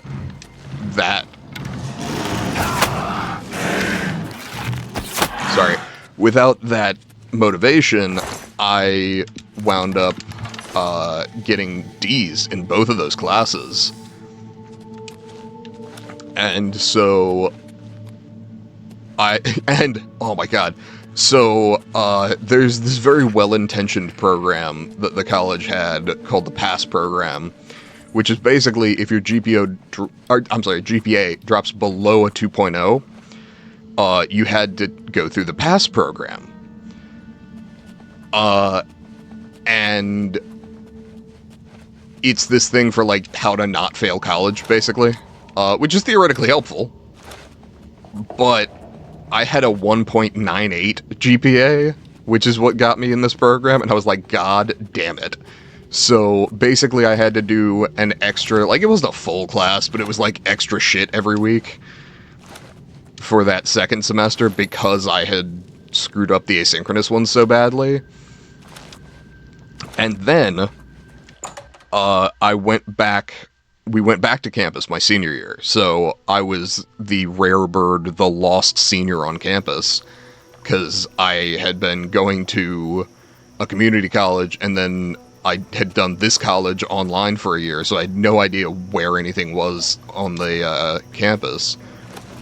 But I did all my classes in person that semester, and I knew that asynchronous wasn't for me, so I was very careful to do all in-person classes, or online for what was necessary, but I think just about everything had gone back to in-person at that point. And I did well enough that I received an email at the end of the semester that said, oh hey, congratulations, you're on the dean's list. And I laughed so fucking hard. Because I was like, literally the only reason that my grades slipped was that my ADHD couldn't handle the theoretical freedom of an asynchronous class. But once I got back in and had the discipline to handle all of those classes and the homework associated, I basically what I'm saying is, like, I had to learn how to work around my ADHD, because I'm well aware that it presents challenges, but if I know what the challenges are, I can do simple things. I mean, in this case, it was almost as simple as just don't take asynchronous classes for me. And then in class, I knew that I was probably at least a little annoying to some students, just because I participated in class so much.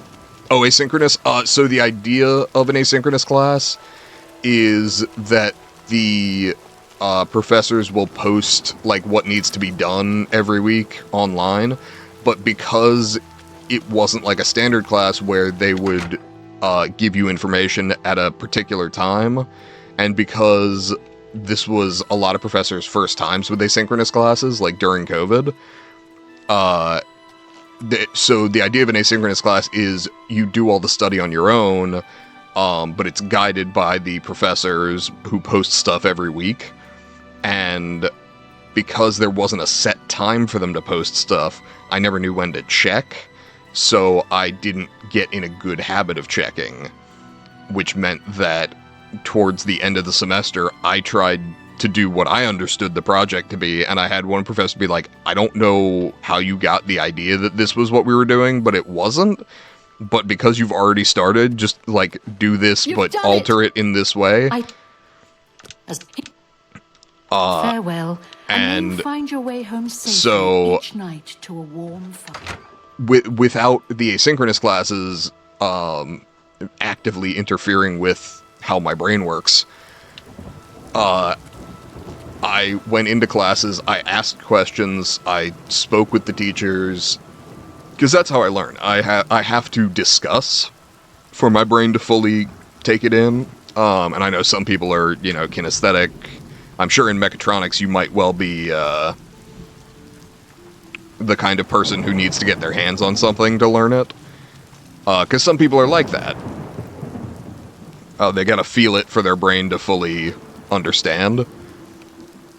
And I personally am either an audio or a visual learner. I can do it if I am speaking to someone. It's one of the reasons I loved, like, the Socratic seminar sort of style classes, because it was a discussion rather than just a lecture.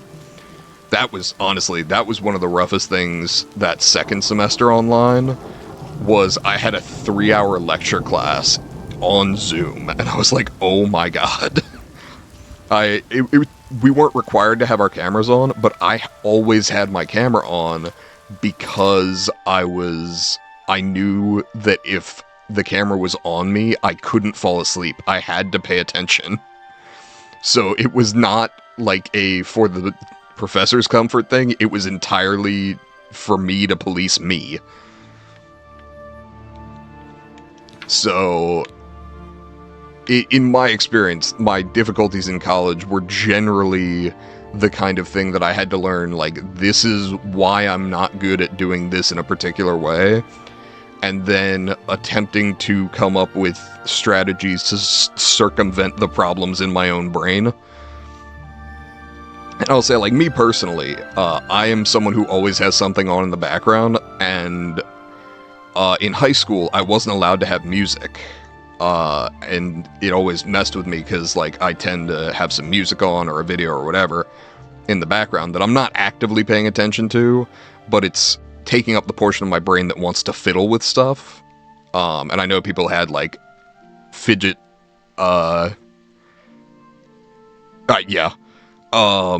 people had, like, fidget spinners or fidget cubes, all this, and I would fiddle with a pen all the time in high school, and I wouldn't realize I was, like, clicking it or fucking with it. And people would be like, hey, quit messing with the thing. And I'd be like, oh, sorry. And I finally figured out in high school that gum did the same thing, because I was moving my jaw, so it took up the part of my brain that needed something to fiddle with, and worked that instead. And then once I got to college and I was allowed to just, like, have an ear in while I was working, I would go ahead and listen to music while I worked, so that I was able to sit still long enough to get things done. Because otherwise I can't do that. Even, like, I can sit and play video games for an extended period of time, but I'm actively doing something. I'm fiddling with the controller.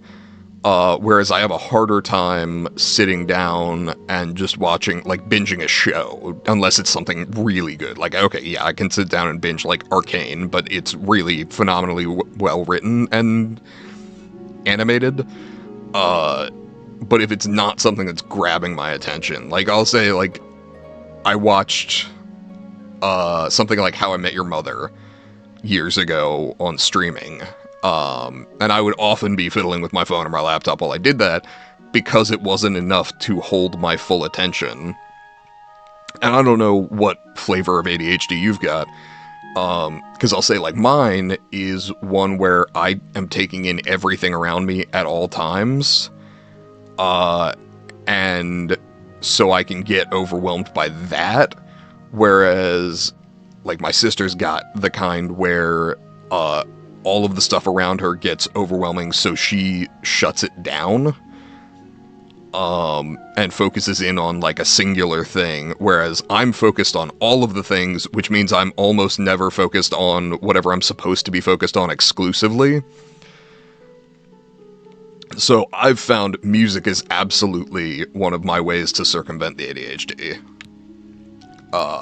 Just because I am not required to force myself to sit still, because the music gives that part of my brain that wants to mess around something to do. Like, part of my brain can be focused on the task while the other part's just sort of jamming along. And I don't know if that would work for you, but it's definitely something that was a majorly positive impact on my workflow. This one moves. A welcome okay. change. So, mortal, you have found my shrine, and you have seen my followers. But yeah, it's one of the reasons that people with ADHD sometimes seem detached to the people around them. It's not because we aren't paying attention to them, it's because we're paying attention to, like, 12 other things simultaneously. Like, we're getting what they're saying, but also a bunch of other stuff. Play Unreal Tournament? Okay, yeah, sure. Absolutely. Their souls in Oblivion. I would have you Oh, you know what? I used the Doom Eternal soundtrack and the Doom 2016 soundtrack a lot. I will transport you to the plane of For some reason, metal allows me to just kind of lock in. Find their souls. When all are collected, I will return you here. Return to me when you are prepared. And then also, I would listen to a lot of movie soundtracks. Just to get that, like, big orchestral thing going on while I was studying. I think on Pandora I had, like, a Hans Zimmer playlist or something.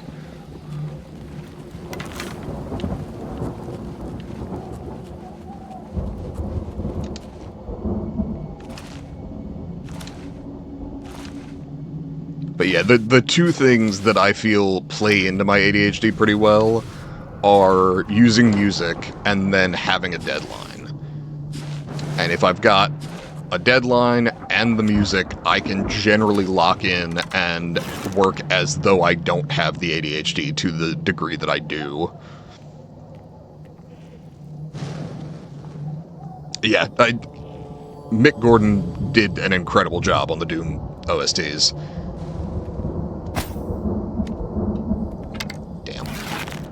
A little higher.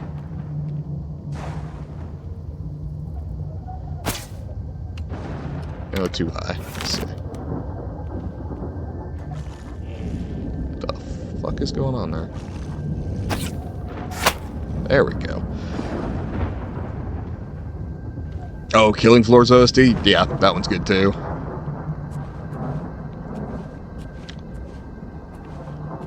I'm always amused, like, the different kind of people you meet. And they'll be like, oh yeah, I play Animal Crossing's OST in the background. And some people are like, no, Doom. For sure. And it's funny, because it's exclusively a work thing where I need metal. Or at least, like, hard rock. Because if I'm just listening to music, I've got a pretty broad taste in music. I can do anything from, like, the 40s to now. I'm not a fan of, like, EDM, but other than that, my range of genres is pretty open. But yeah, for work, it's gotta be pretty hardcore. I made the mistake of trying to listen to, like, relaxed classical one time while I needed to work, and I just fell asleep. I was like, well, shit. That didn't work.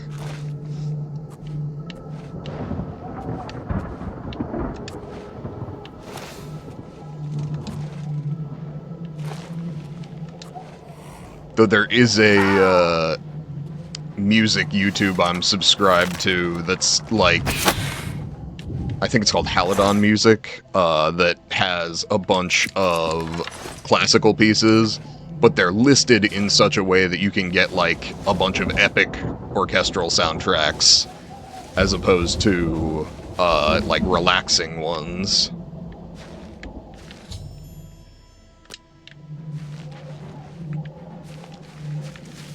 So that's a good resource. I actually found one that I really like. I think it's called Nana Soul Music. But it was listed as lo-fi rock. Monkey 3? Okay, I'll look into it. Actually, I'll note it down, because, you know, ADHD, and I'll forget if I don't. But it was listed as lo-fi rock, and I couldn't figure out what the fuck that meant, so I had to listen to it, and it turns out I kind of dig it. Though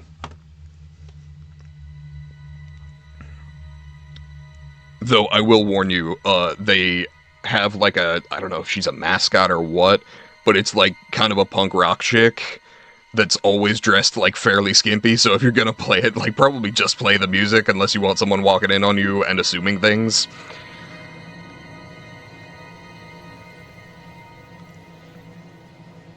Let's see, Monkey 3. I will check that out later. Oh, look them up on Spotify? Yeah. So I have had YouTube Premium since it was called YouTube Red. And I wound up getting YouTube music through that, like, and it was something I never really used, but my mom, who's on my family plan for, YouTube Premium, so the two are Halidon Music for classical music, Halidon Music, one word, and then the other one is 3 words, it's Nana Soul Vibe, Nana space SOUL space Vibe, VIBE.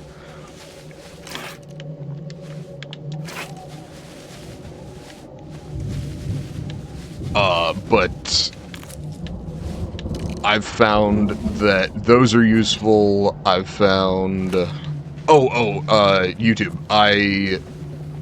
Because I just hate ads, I was like, years ago, I was like, alright, I'm just gonna pay to not get ads, because I use way too much YouTube to not do that. And so my mom and my dad and my aunt and my sister and her girlfriend are all on the thing, because we wound up getting a family plan after I realized I was paying $10 a month, but the family plan was $18 at the time. So I went to my sister and I was like, hey, do you want to just pay me $8 a month and we'll get 6 people on this instead of just me? And so we did. But my mom came to me and was like, hey, have you tried this YouTube music thing? I'm like, no, I guess I'll give it a shot, and I use it constantly now. That said, as I said earlier, my taste is pretty eclectic, so I'll go from, like, Irish folk into historical metal, into folk metal, into some pop punk from the early 2000s to, like... It's one of those things where, like, I've had my iTunes account since I was 12, so hitting shuffle on that is kind of a wild ride. Like, it's got over 2,000 songs from a lot of different genres on it.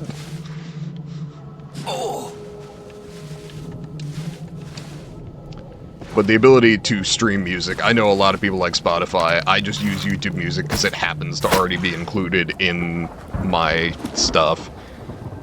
Psychedelic rock does? Okay, that's interesting. I would be very interested to read about that. I wonder if it's something that psychologists have studied any.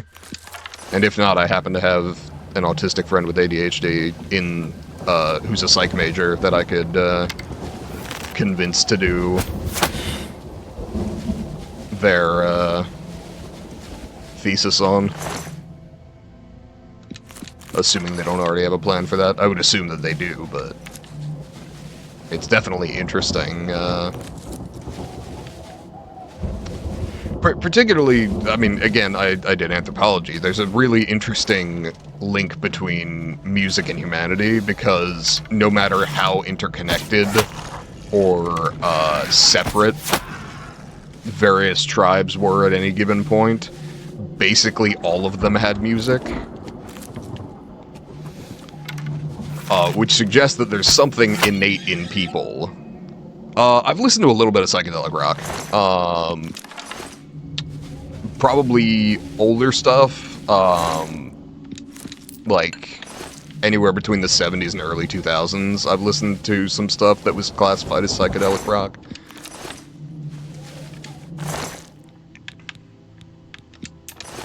But honestly, I'll look into it. Like I said, I got a pretty broad taste in genre, so I would have no objection to picking up something new.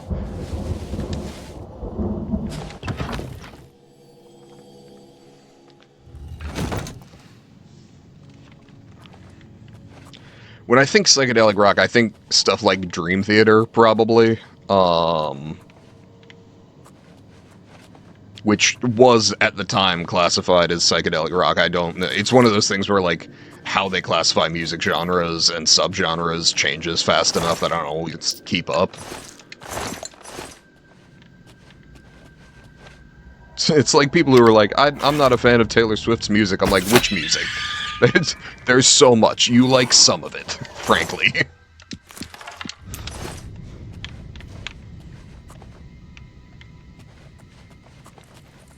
That was the hilarious one where I realized I was out of touch, because I was in high school when Taylor Swift, like, really rose to popularity. And years later, someone was talking about hot deserts. Okay.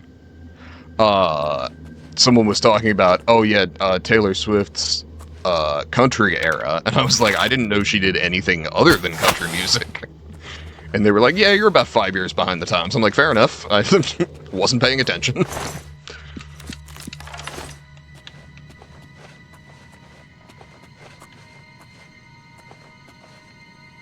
And mushrooms. I will say, the ketamine clinic I go to has been doing some work with depression, PTSD, and psilocybin mushrooms. Like the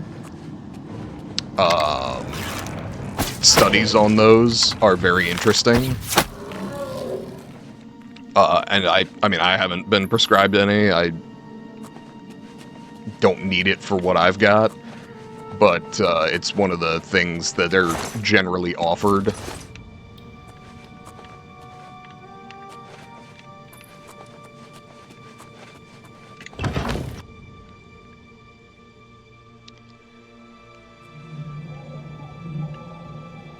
Okay, here we are. There we go.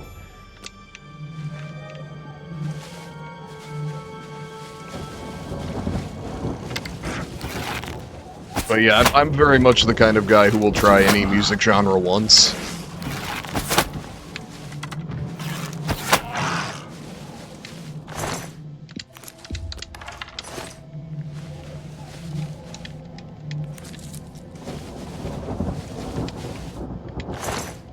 Let me actually mark those down too. Hot deserts and mushrooms.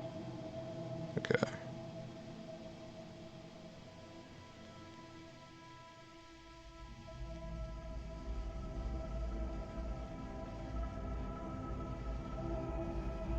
Alright, I will check those out tonight.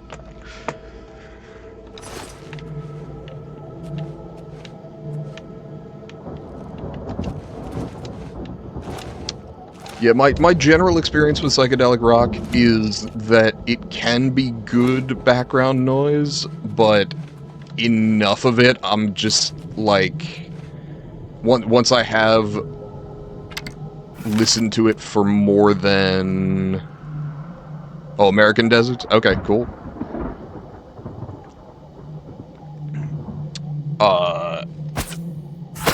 Nice.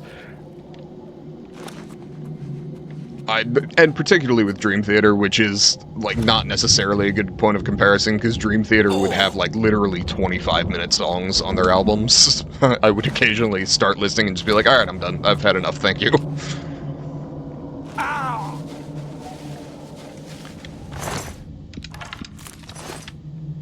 But I certainly have no objection to trying out new stuff. And yeah, absolutely, if the psychedelic rock is helping you get through college, that's awesome. It's one of those things where, like, you hope that you wind up successful enough that you have to give a speech about it many years down the line, and you can just name the bands that helped you get through. I'd be like, hell yeah, thanks Mick Gordon and Sabaton. Got me through college.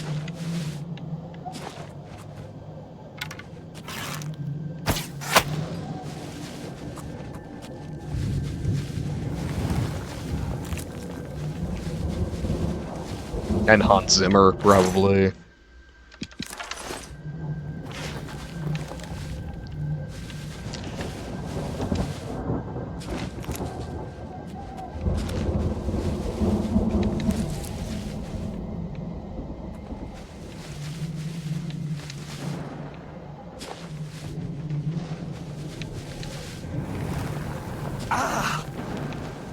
Interesting.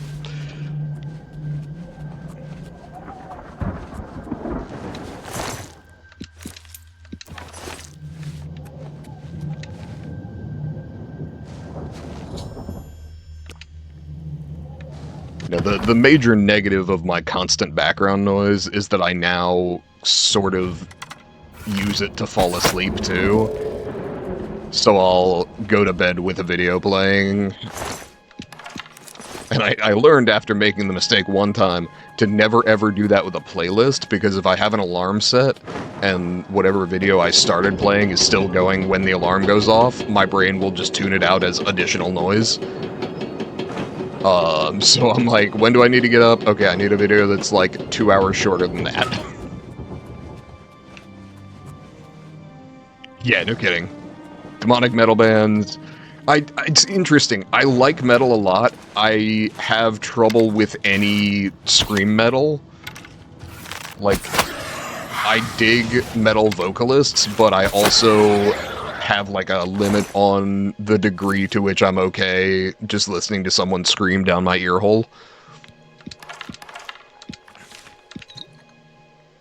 I'm actually much more comfortable with like the instrumentals getting weird in that way than I am with the vocals going too hard into the scream thing.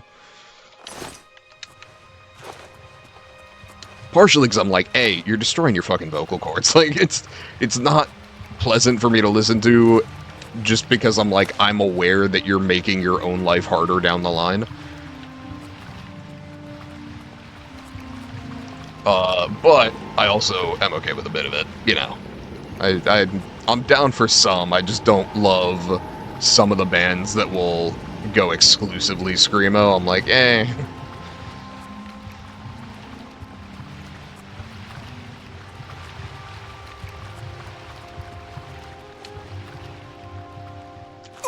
That said, I can sit and listen to Lamb of God for a while. Like, I no problem with that.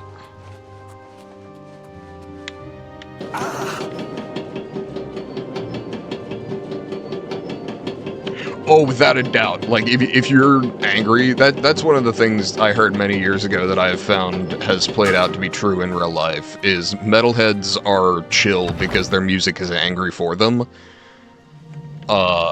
Which I've found is almost always true.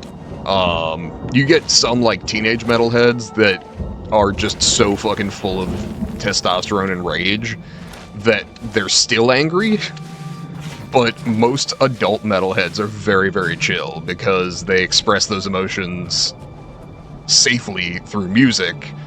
Nobody gets hurt, and they can just be chill afterwards. And yeah, absolutely, I've had times when I will just crank the fuck out of some metal because I'm mad, and I will be much more relaxed afterwards. The other one, if I'm in the mood for, like, I need something really fucking hardcore and upbeat, is there are several ska bands that I will listen to. And it's one of those things that I have to remember that ska is not socially acceptable to play basically anywhere. But I love, like, Streetlight Manifesto. The other nice thing, if you like Streetlight Manifesto's music, though, is that none of it's written as ska originally. So they'll release two versions. One is the ska version, the other is just an acoustic version, and both are good, so whichever you're in the mood for tends to be good.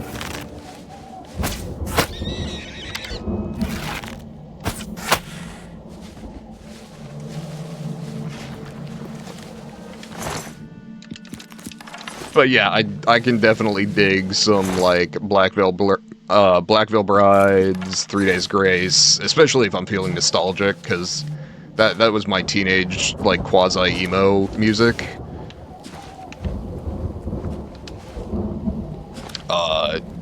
Some Linkin Park. Honestly, Linkin Park's newest album is really good. They have a female vocalist now who reads very Amy Lee of Evanescence to me. And I listened to enough Evanescence growing up that feels nostalgic in its own right.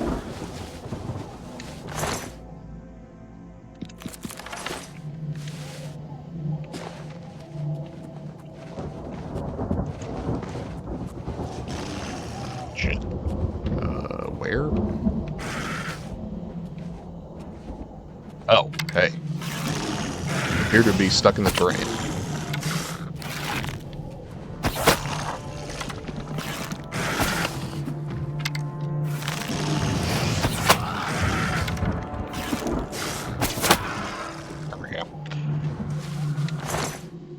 God, right up the nose. Probably didn't feel great.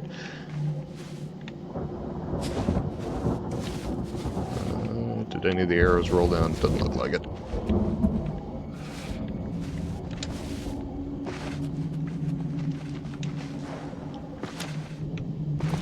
And then I also listen to much more chill stuff some of the time. I'm going to a concert this month in DC, or in May rather, in DC for the Crane Wives, who are much more cottagecore, if anything.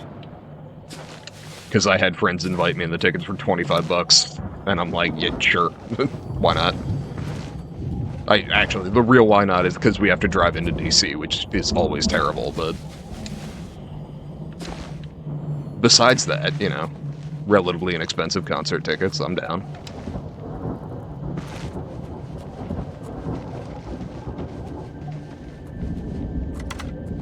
I also just got a chance to see Jason Charles Miller play live, who, if you're unfamiliar, I don't know if you, I would assume you have at the very least heard of Critical Role. He was the guy who wrote the first theme song for them. Had a Paranormal Activity, I guess. That's interesting for a mechanical engineer, you know. What flavor of paranormal? Ghost schools, goblins?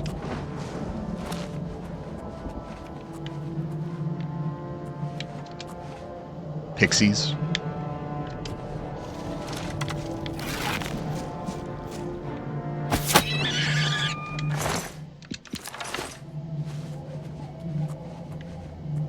Have I had Paranormal Activity? Not that I've ever been able to directly identify. Just about everything in my life I've been like, yeah, that tracks. I've seen a few, like, weird coincidences, but nothing that... Oh, the one in which you're paralyzed. Are you talking about, oh, fucking... What's it called? Sleep paralysis? Where you wake up and you feel like there's something in the corner of the room or over you? Like a sleep paralysis demon is how I've heard it referred to.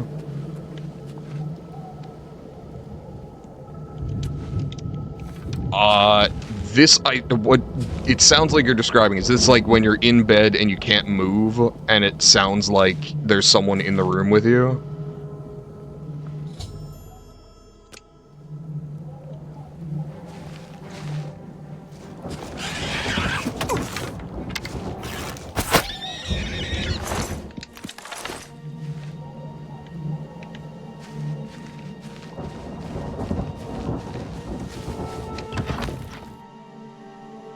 Not sure if it's sleep paralysis. Is it generally when you're in bed and like you wake up and you can't move?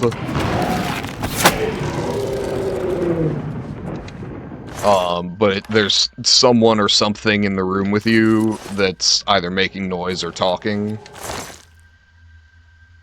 Yeah, absolutely.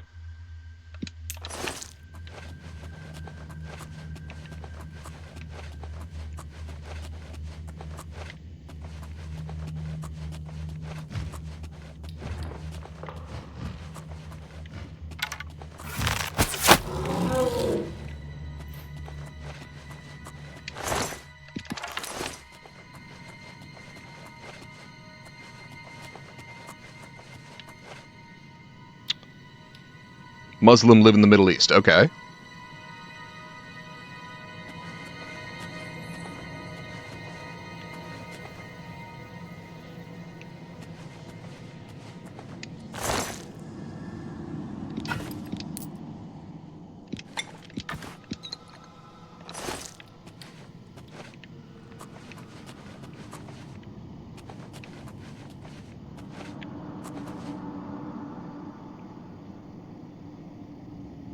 Why not? I mean, it's potentially relevant to the background of the story, but I don't need to know necessarily the background, depending on what you prefer. Happened at about 4 a.m., okay.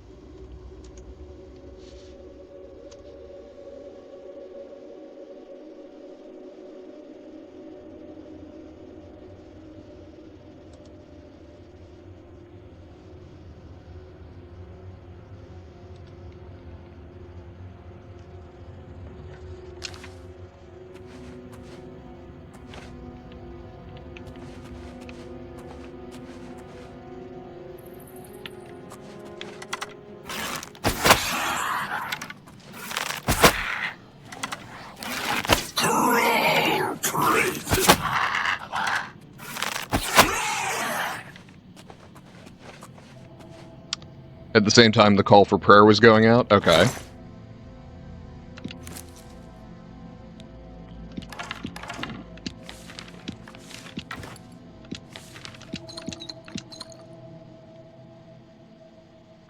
Heard someone in the room walking around. Okay.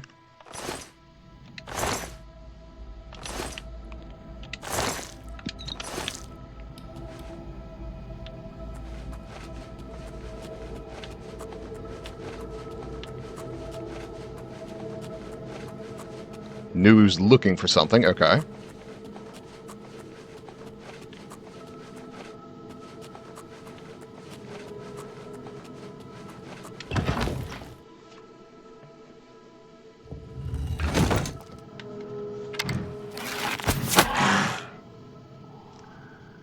Thought it was your mom at first. Okay.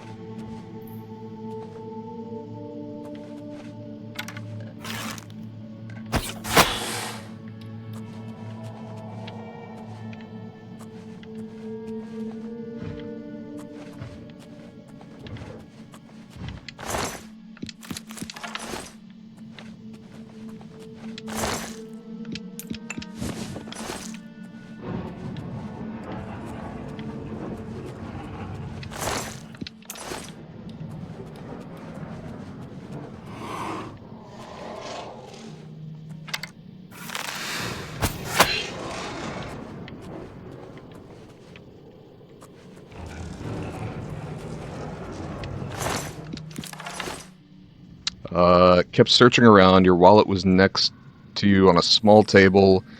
Came to it, took something from it, and went out. Okay. Still thinking it was your mom.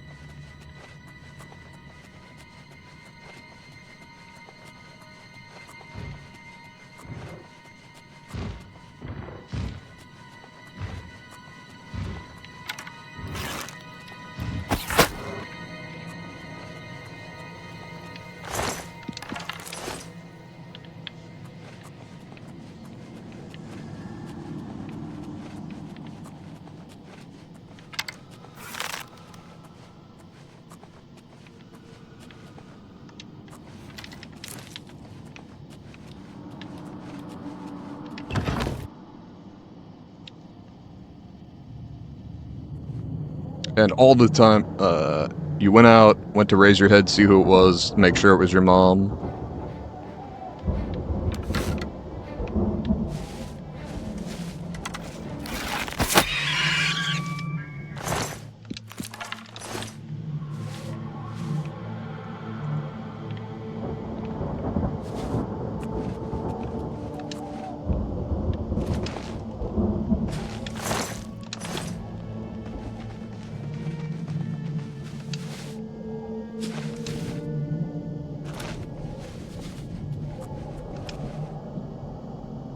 And that's when you got paralyzed. Okay.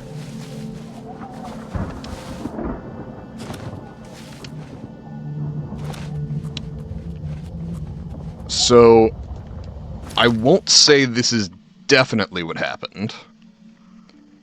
But what you're describing sounds a great deal like sleep paralysis, which is a relatively common condition.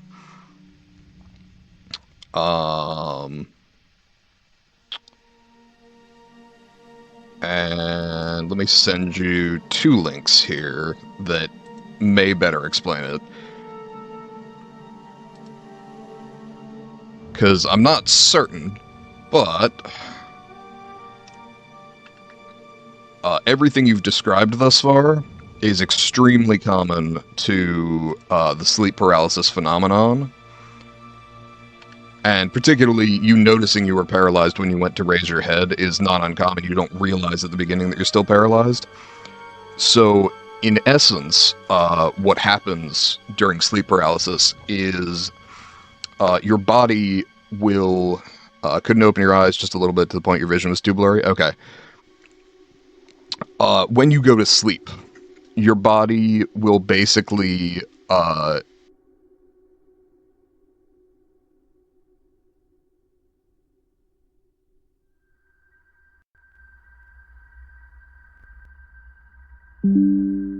Sorry. Okay, you haven't finished? Go right ahead.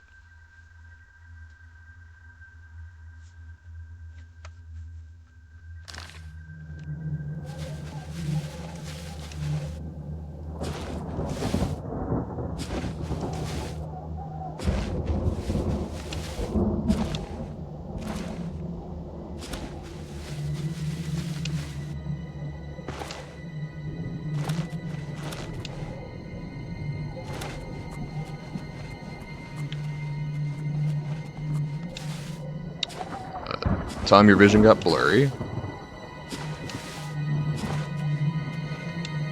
I'm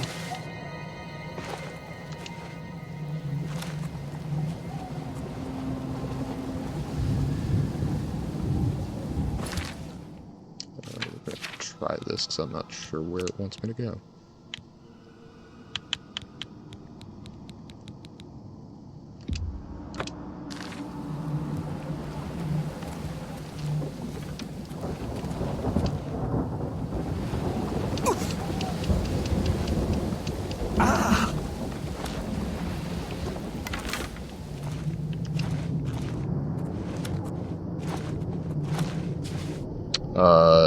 So the hand of a man pointing at your hands.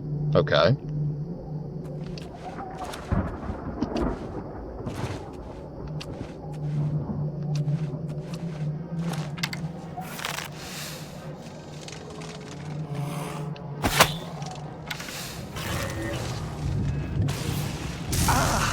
Speaking of paralysis. Oh, good. We broke the game. Perfect. Okay, I'm gonna reload my save then. Your hands were over your chest touching each other. Okay.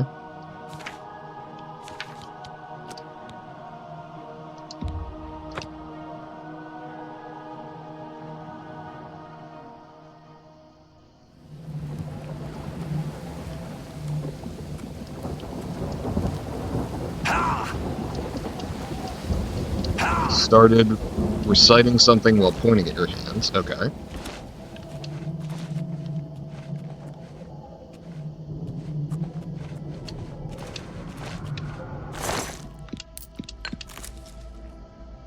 Couldn't figure out what it was. Okay.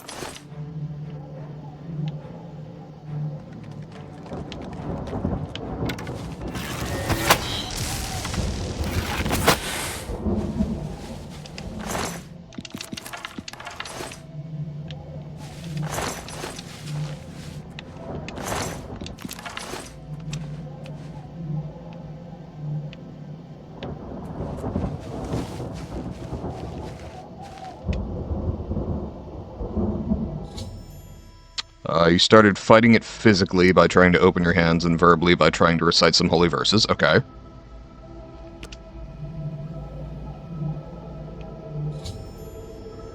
Neither worked. Okay. Neither worked in the sense that you couldn't move your hands and couldn't move your mouth? Or that neither allowed you to, you know, get rid of the thing?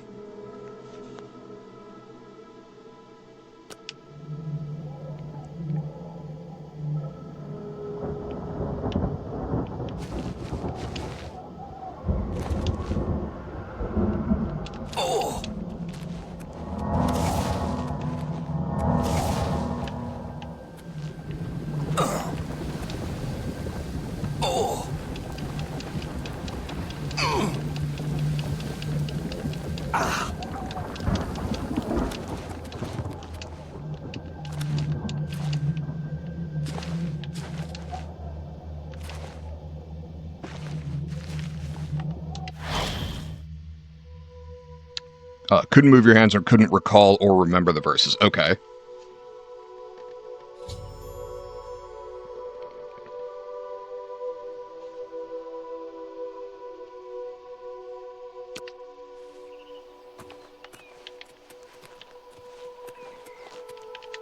You have returned my followers, mortal. The natural order is restored, and for this, I thank you. Still tried to unlock your hands. Okay. The folly of attempting to touch a Daedra prince. Take this with my blessing. May it bring you order.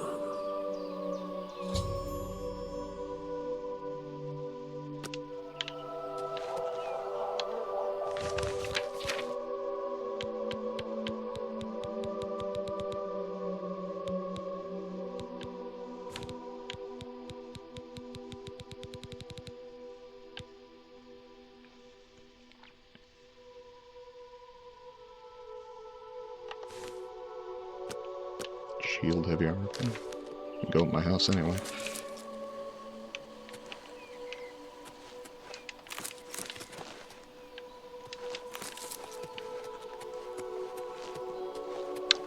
At some point, as if he got tired of you resisting or paid attention to you trying to fight him back, said something in your language. Okay.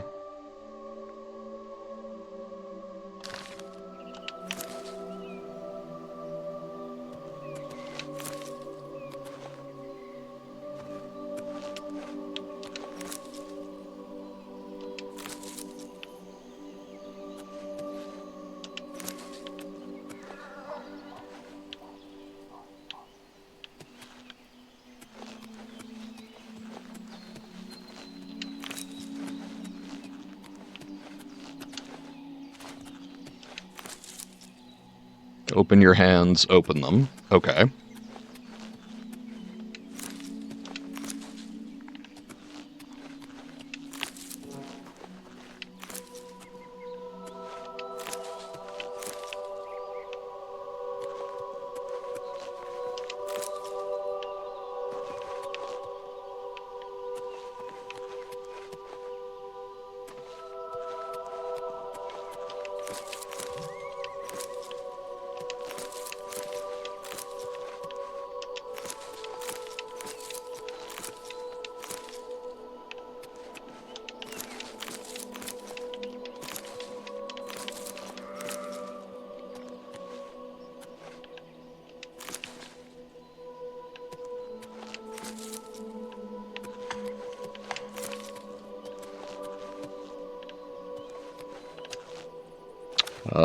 Said it in a way that felt sarcastic, as if he was mocking you for being too weak.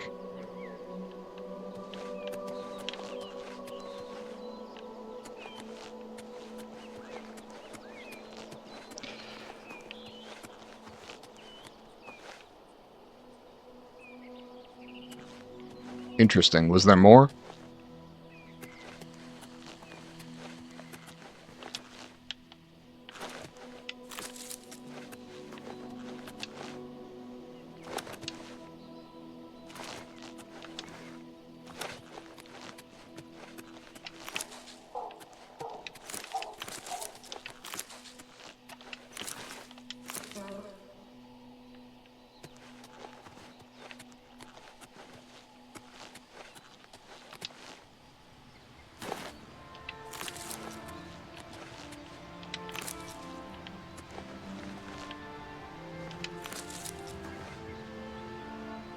That's when you jumped out of your sleep. Okay. So at that point you could move. And you finally woke up. Okay. So I won't say this is definitely what it is. I assume in your culture this might be attributable to something like a djinn.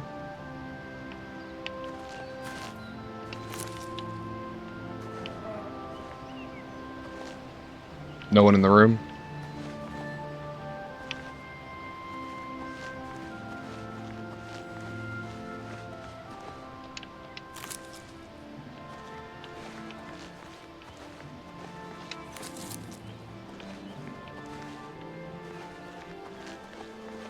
Okay, yeah.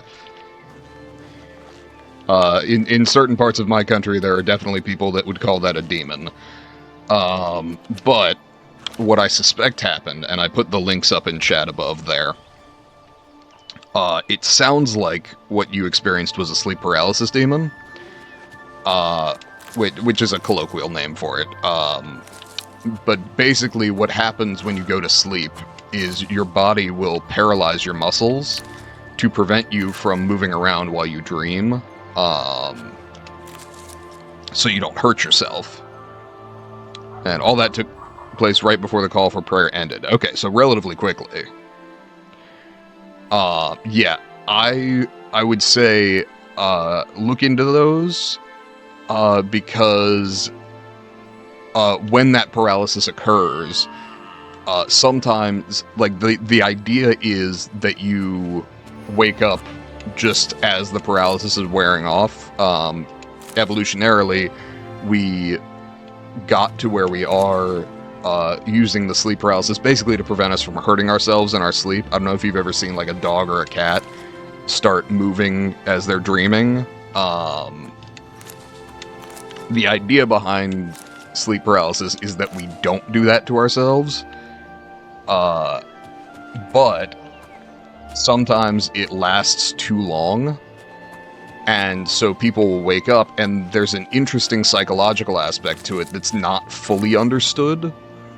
But basically, the whole thing is people... There are commonalities, but it's never exactly the same. But people will describe a presence in the room, often in a place that they can't quite see. Because of the paralysis, it's usually, like, right at the edge of their vision.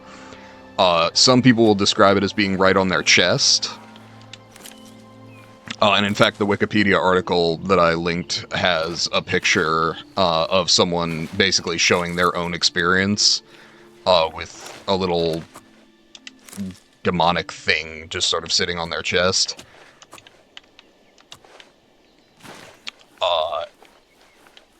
Everything you've described leads me to suspect that's sort of what's going on. That said, as you established, you live in a pretty spiritual place and are a spiritual person generally. I'll tell you right out, I was raised Catholic, but I'm an atheist, so I do tend to look for more scientific explanations, generally speaking. So, depending on what your level of comfort is with that, I would at least look into the possibility that sleep paralysis is the issue. Oh no, I don't think it could be a demon. But again, I'm an atheist. I don't personally think that, like, do I think that we understand everything in the world? No, absolutely not. But I also don't think it's a demon specifically. I think it is, it's called a sleep paralysis demon, but it is basically a conjuring of your own imagination while you are paralyzed. To be asleep, but you have woken up sufficiently that you realize that you're paralyzed, and something in your brain causes it to register a presence in the room, a often malignant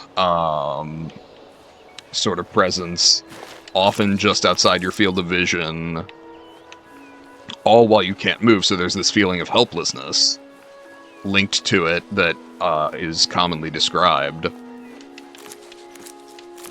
But basically what I'm saying is that you... a tool of our human evolution that's all led us to this place is just sort of misfiring for you, I think. And it's not uncommon. It happens to a lot of people who have described this phenomenon for many, many years. If it's the kind of thing that you'd be comfortable, like, if it's only happened once, I wouldn't worry about it. If it happens more than once, I would maybe talk to a sleep doctor wherever you're located, if that's a possibility. If you've got access to someone who specializes in sort of insomnias and various other things of that nature.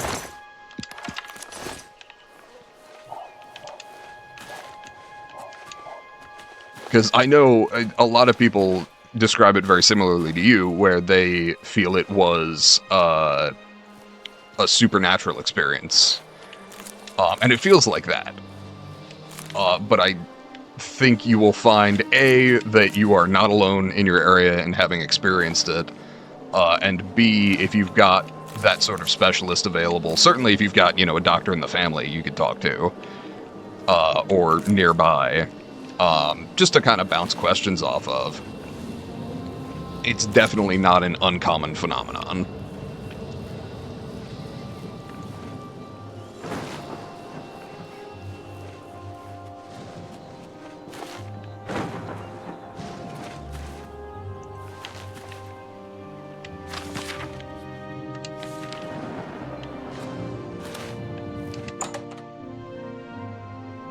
Oh, so I don't believe in demons? Not as described in, the Torah, the Bible,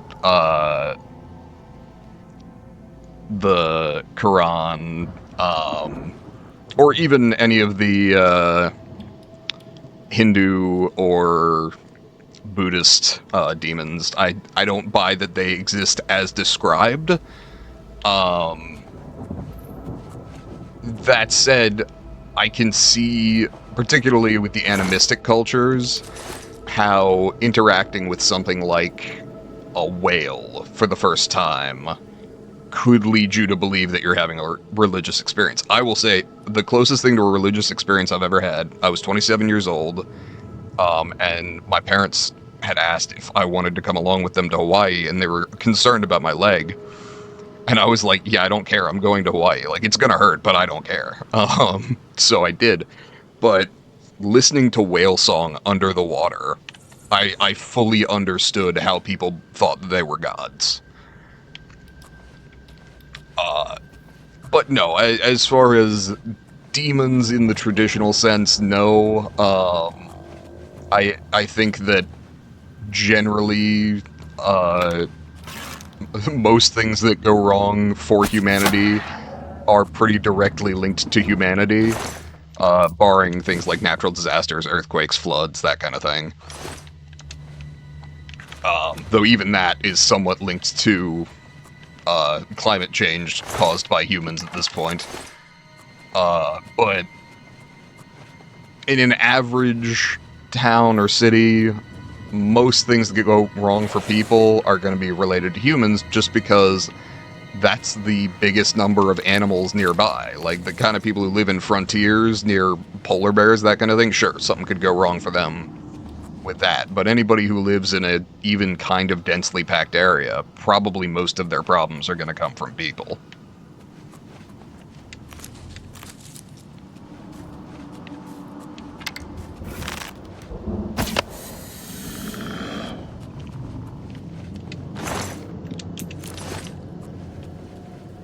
And hell, I mean, even people I disagree with as far as beliefs, I understand. Like, I get why everybody needs to try and figure out a way through this wild and crazy world. Like, fair enough, however you get through it. But, definitely, I am, pretty scientifically and logically based as far as how I tend to respond to situations. And some of that is just having studied a lot of things like sleep paralysis demons, where, like, I fully understand how people believe that that's supernatural, but the human brain is very, very good at tricking itself into thinking that things are happening. I would get me to places that get me spooked. I don't doubt it. I mean, I fully believe that there are things we don't understand, and it wouldn't shock me if there were things that I just didn't fully comprehend. But when people talk about, mass hysteria or dancing parties, like, very, very often there's things that have gotten into the local food, like certain fungi that will make people hallucinate. But I also understand how people can go, everybody in the town went crazy all at once. Clearly this is the work of some supernatural entity. brief story? Sure, go for it.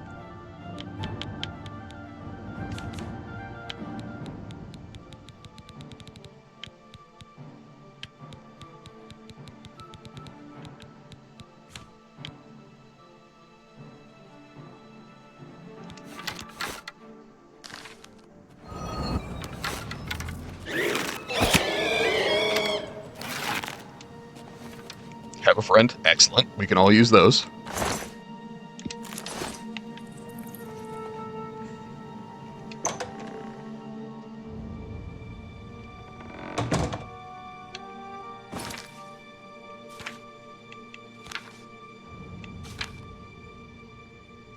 Told you one time, like 20 years ago. Okay.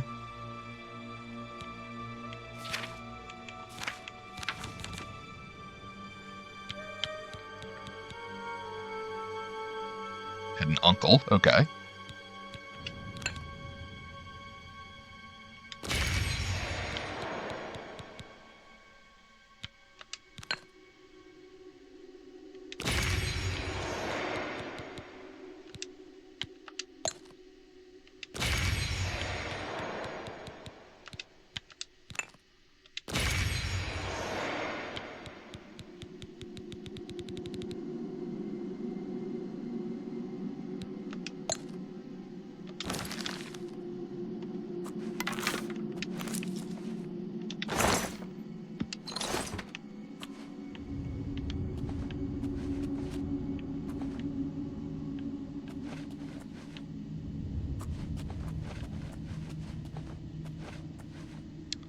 Went to his house with a bunch of people and members of his family.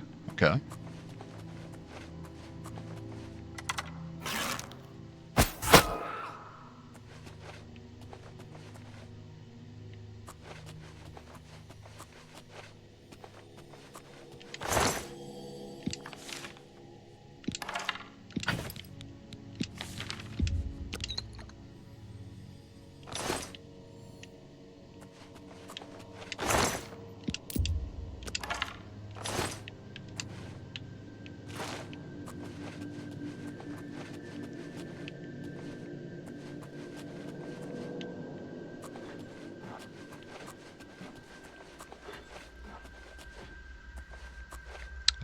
Sat down with his legs crossed. Okay.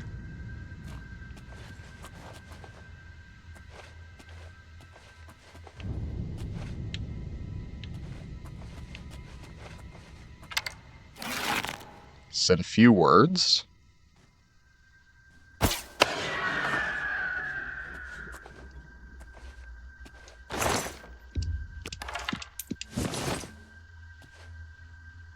Started floating in the air.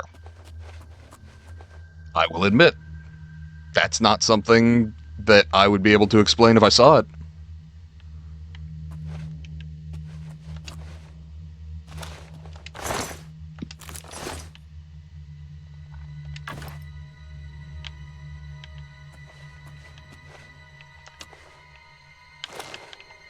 Oh, hell. Oops.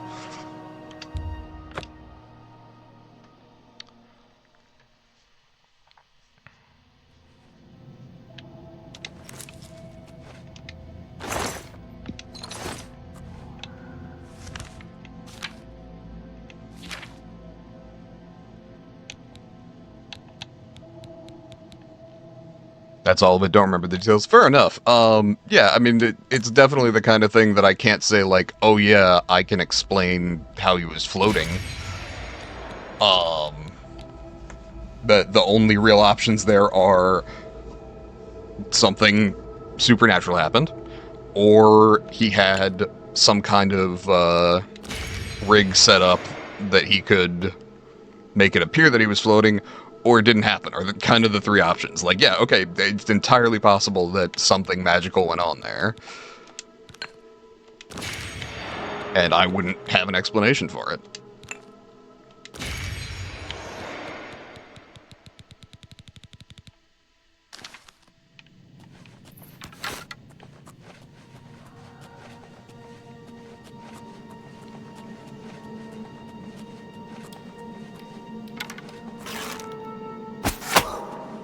And I mean, honestly, to me, I think being able to not know is fine.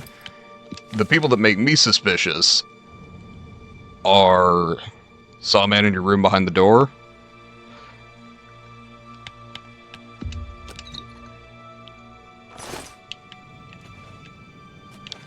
The people that make me suspicious are the ones who claim to have, quote-unquote, the truth. The one truth. Those are the ones that I'm like, I don't trust that.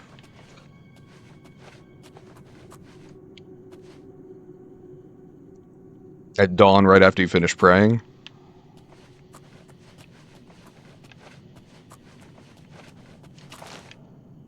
Yeah, I would definitely be spooked by that, for sure. Though, honestly, funny story. I was once helping set up a computer lab with my dad, and I popped out from under the desk where I was wiring everything up. And there was a man in the corner of the room, and it scared the hell out of me. And I realized very quickly that it was a cardboard cutout of a man, but for that moment, I was fucking terrified.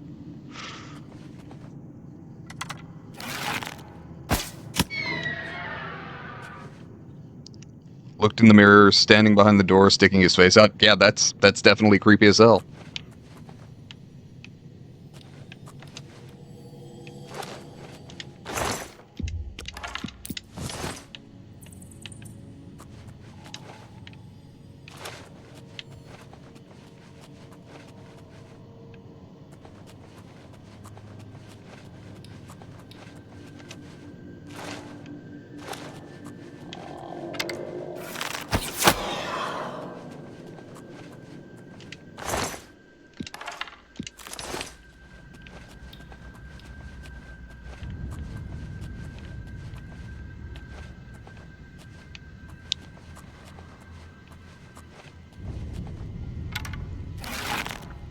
Yeah, I'm trying to think. I hid back in the dark and disappeared. Yeah, definitely creepy. I'm trying to think of any time that I've had an experience that I just absolutely couldn't explain, and I don't know that I have.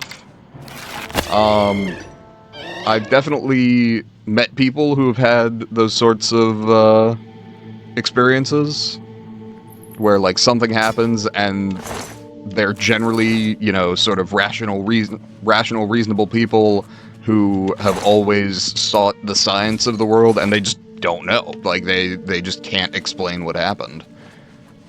I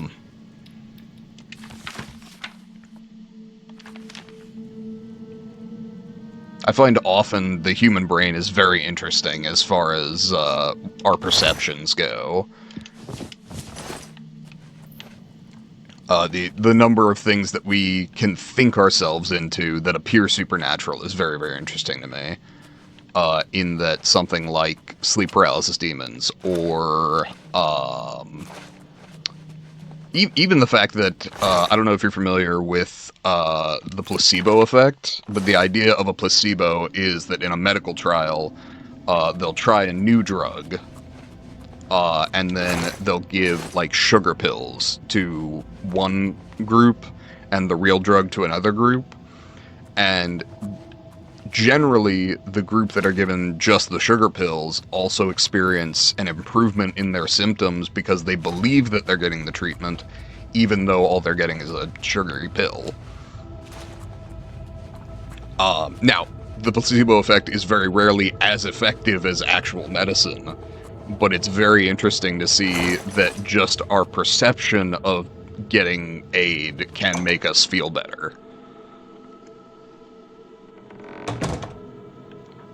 So I think personally a lot of supernatural things, particularly at night and in dark spaces, are often attributable to just human perception being kind of iffy. If you ever want to be terrified of how bad human perception is, look up eyewitness accounts of crimes that people witnessed right in front of them, and just how badly people get massive details wrong of something that happened, like, literally 20 feet from them that they were staring at. What's that? And it's one of the things where, like, I tend to be a fairly firm believer in things like video evidence over eyewitness accounts, just because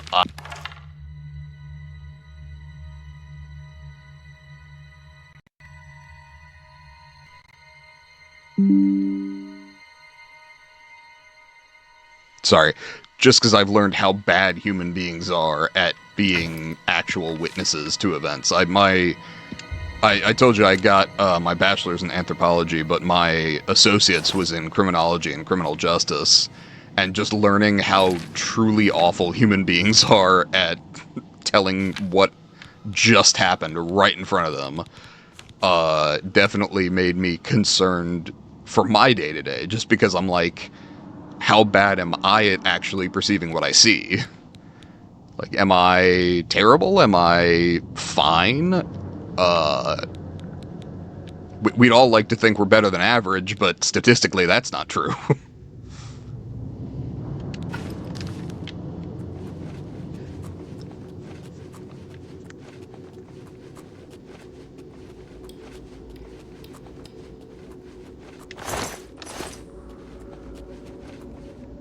That's, like I said, I'm an atheist, but do I believe that something weird happened in the desert a couple thousand years ago? Yeah, sure. You've got Judaism, Christianity, and Islam all based on, like, one relatively small spot in the desert, much closer to you than me. It's like, yeah, probably something weird happened there. Now, was it down to human perception or something supernatural? I couldn't tell you. To be perfectly honest, my issues with Christianity largely come down more to the church than they do the belief system. I find that many so-called Christians are very bad at following the teachings of Jesus. But that's more of a personal problem with the religion. And I will say Pope Francis was a very good step forward in that process, in moving the church in a good direction. But, of course, I mean, the Catholic Church has... don't think this effect can create stuff in the reality of that realism. Well, that's the interesting thing, is for your brain to perceive a thing, the other thing is, like, how little we actually see, because we believe that our field of view, we're seeing everything in there, but we have literal blind spots in our eyes, and you can test this and see where the blind spot is, that your brain is aware as a blind spot, so it just sort of fills in the last thing that was there if you're sort of staring at something, and it's, like, pretty close, but unless you're directly focused on a thing, your peripheral vision isn't phenomenal at picking up anything other than movement. And so one's ability to perceive is often you will believe that something feels very, very real when your perception is limited in several ways, but one of the big ones is that we are very movement-oriented creatures, and if you've ever done this, like, in front of a cat, if you move your hand around, you'll watch their eyes or their head track it, because they're very movement-oriented. And we are very much the same, where any kind of movement in our line of sight, we are almost evolutionarily forced to look at. And so when there's a little bit of movement, but we're not entirely sure what it is, our brain is very, very good at filling in details that may or may not be real. So I would say it's very interesting. I don't know if you're familiar with dissociative identity disorder, where people have multiple personalities. But there was a woman, and this is just as far as the brain's power to make something real or not real. there was a woman who had dissociative identity disorder who had one of her like her day-to-day like her original personality had diabetes, which is basically just an inability to correctly produce insulin, and her alter ego, like her additional personality that was created, did not have diabetes. So something in the brain was able to turn that switch back on by believing that she was a different person, which is very, very interesting to me. Like that one stumped psychologists for a while.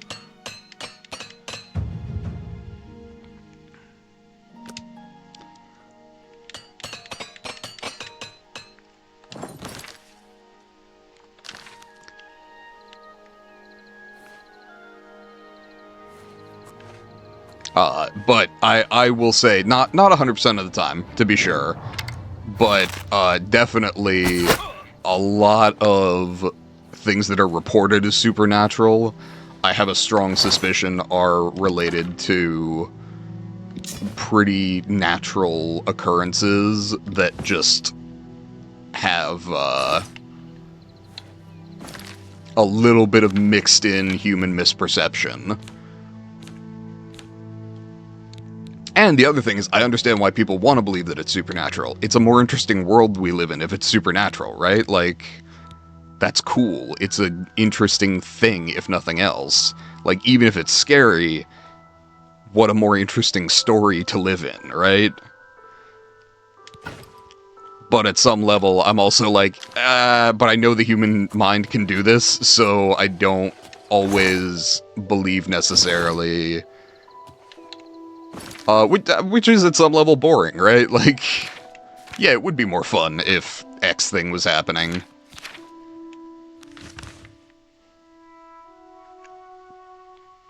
And almost always, the story is more interesting, not when you're looking at it with full focus and attention. Okay, fair enough. There are people who have said that that is the case, and I can't deny it, because I'm not in their heads.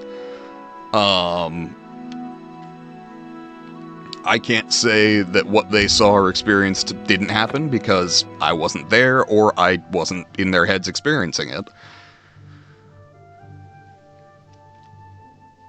And that's the thing. I mean, I say I'm an atheist. I'm not opposed necessarily to there being something else out there. I just don't necessarily have the buy-in to, you know, worship in one of the more traditional organized religions. And to me, that's the risk, right? Is organization of the religion. Because once it's organized, it can be used for, you know, the doctrine says this, so we should do this thing in our current politics. I mean, you're seeing that in the US right now. Where a lot of people who claim to be Christians are supporting Donald Trump, who is about as far as from Christian as you can get. Or at least as far from the teachings of Christ as you can get. So, I don't mind the idea of... You drive a hard bargain. The supernatural being real. I just don't trust the people who claim to have the truth on what the supernatural is.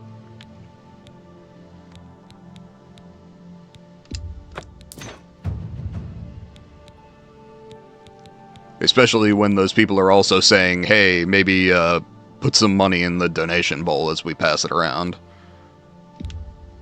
You've got a great deal there.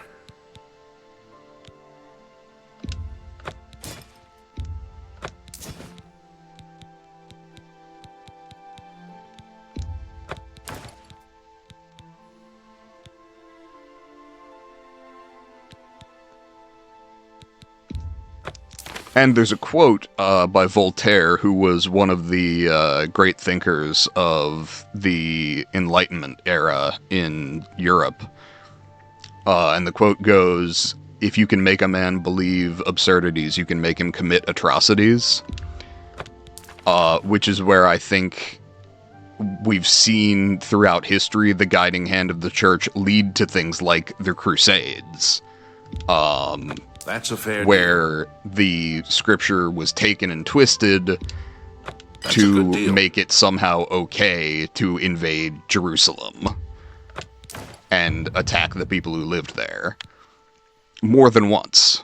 And so it's really not even so much the supernatural that I don't trust in, but in man's own inability to wield that power without risking good custom. harm.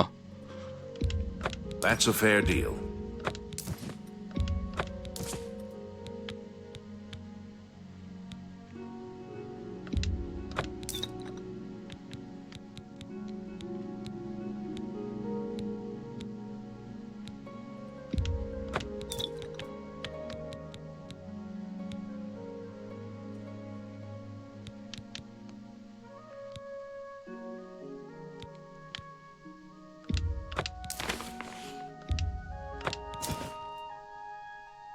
Maybe I should be possessed by one of the strongest demons out there? Yeah, sure. That would definitely change my mind on things. But that's what I'm saying. You'll manage that? Alright, noted. Just call up the local djinn. Like, hey, I need you to do a really quick,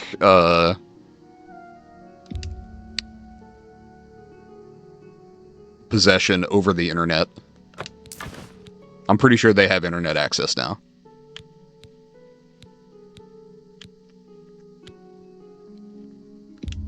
That's more than I'd usually pay.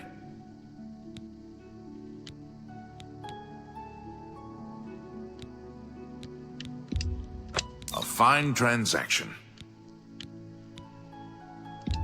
An excellent bargain. Okay. I appreciate your business. Take care. Local gin management, yeah. You gotta go hit up the union.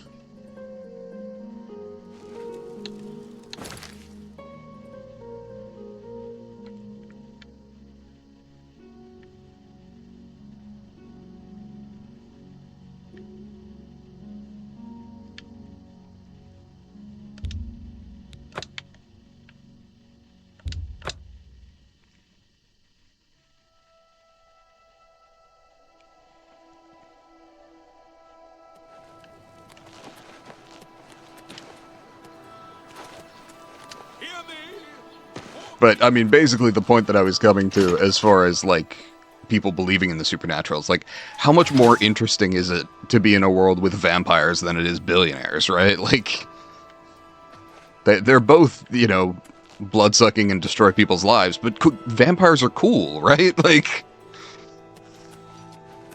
there's no cool billionaires.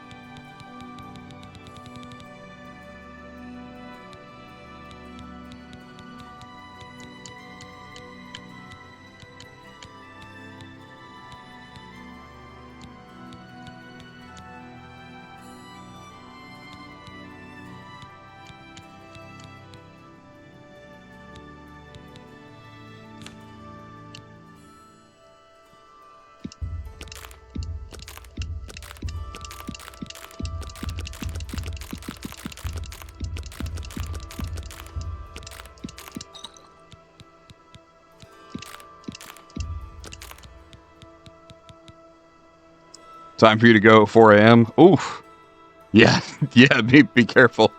I'll be streaming again tomorrow. I was just about to hop off stream too, because I've been working since 8:30 this morning, so that's 12 and a half hours right now. I'm going to hop off as well.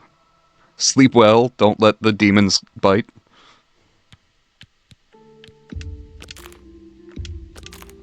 And best of luck with your schoolwork.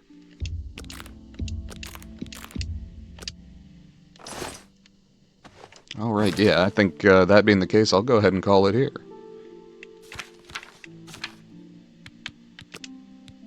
Good talking with you.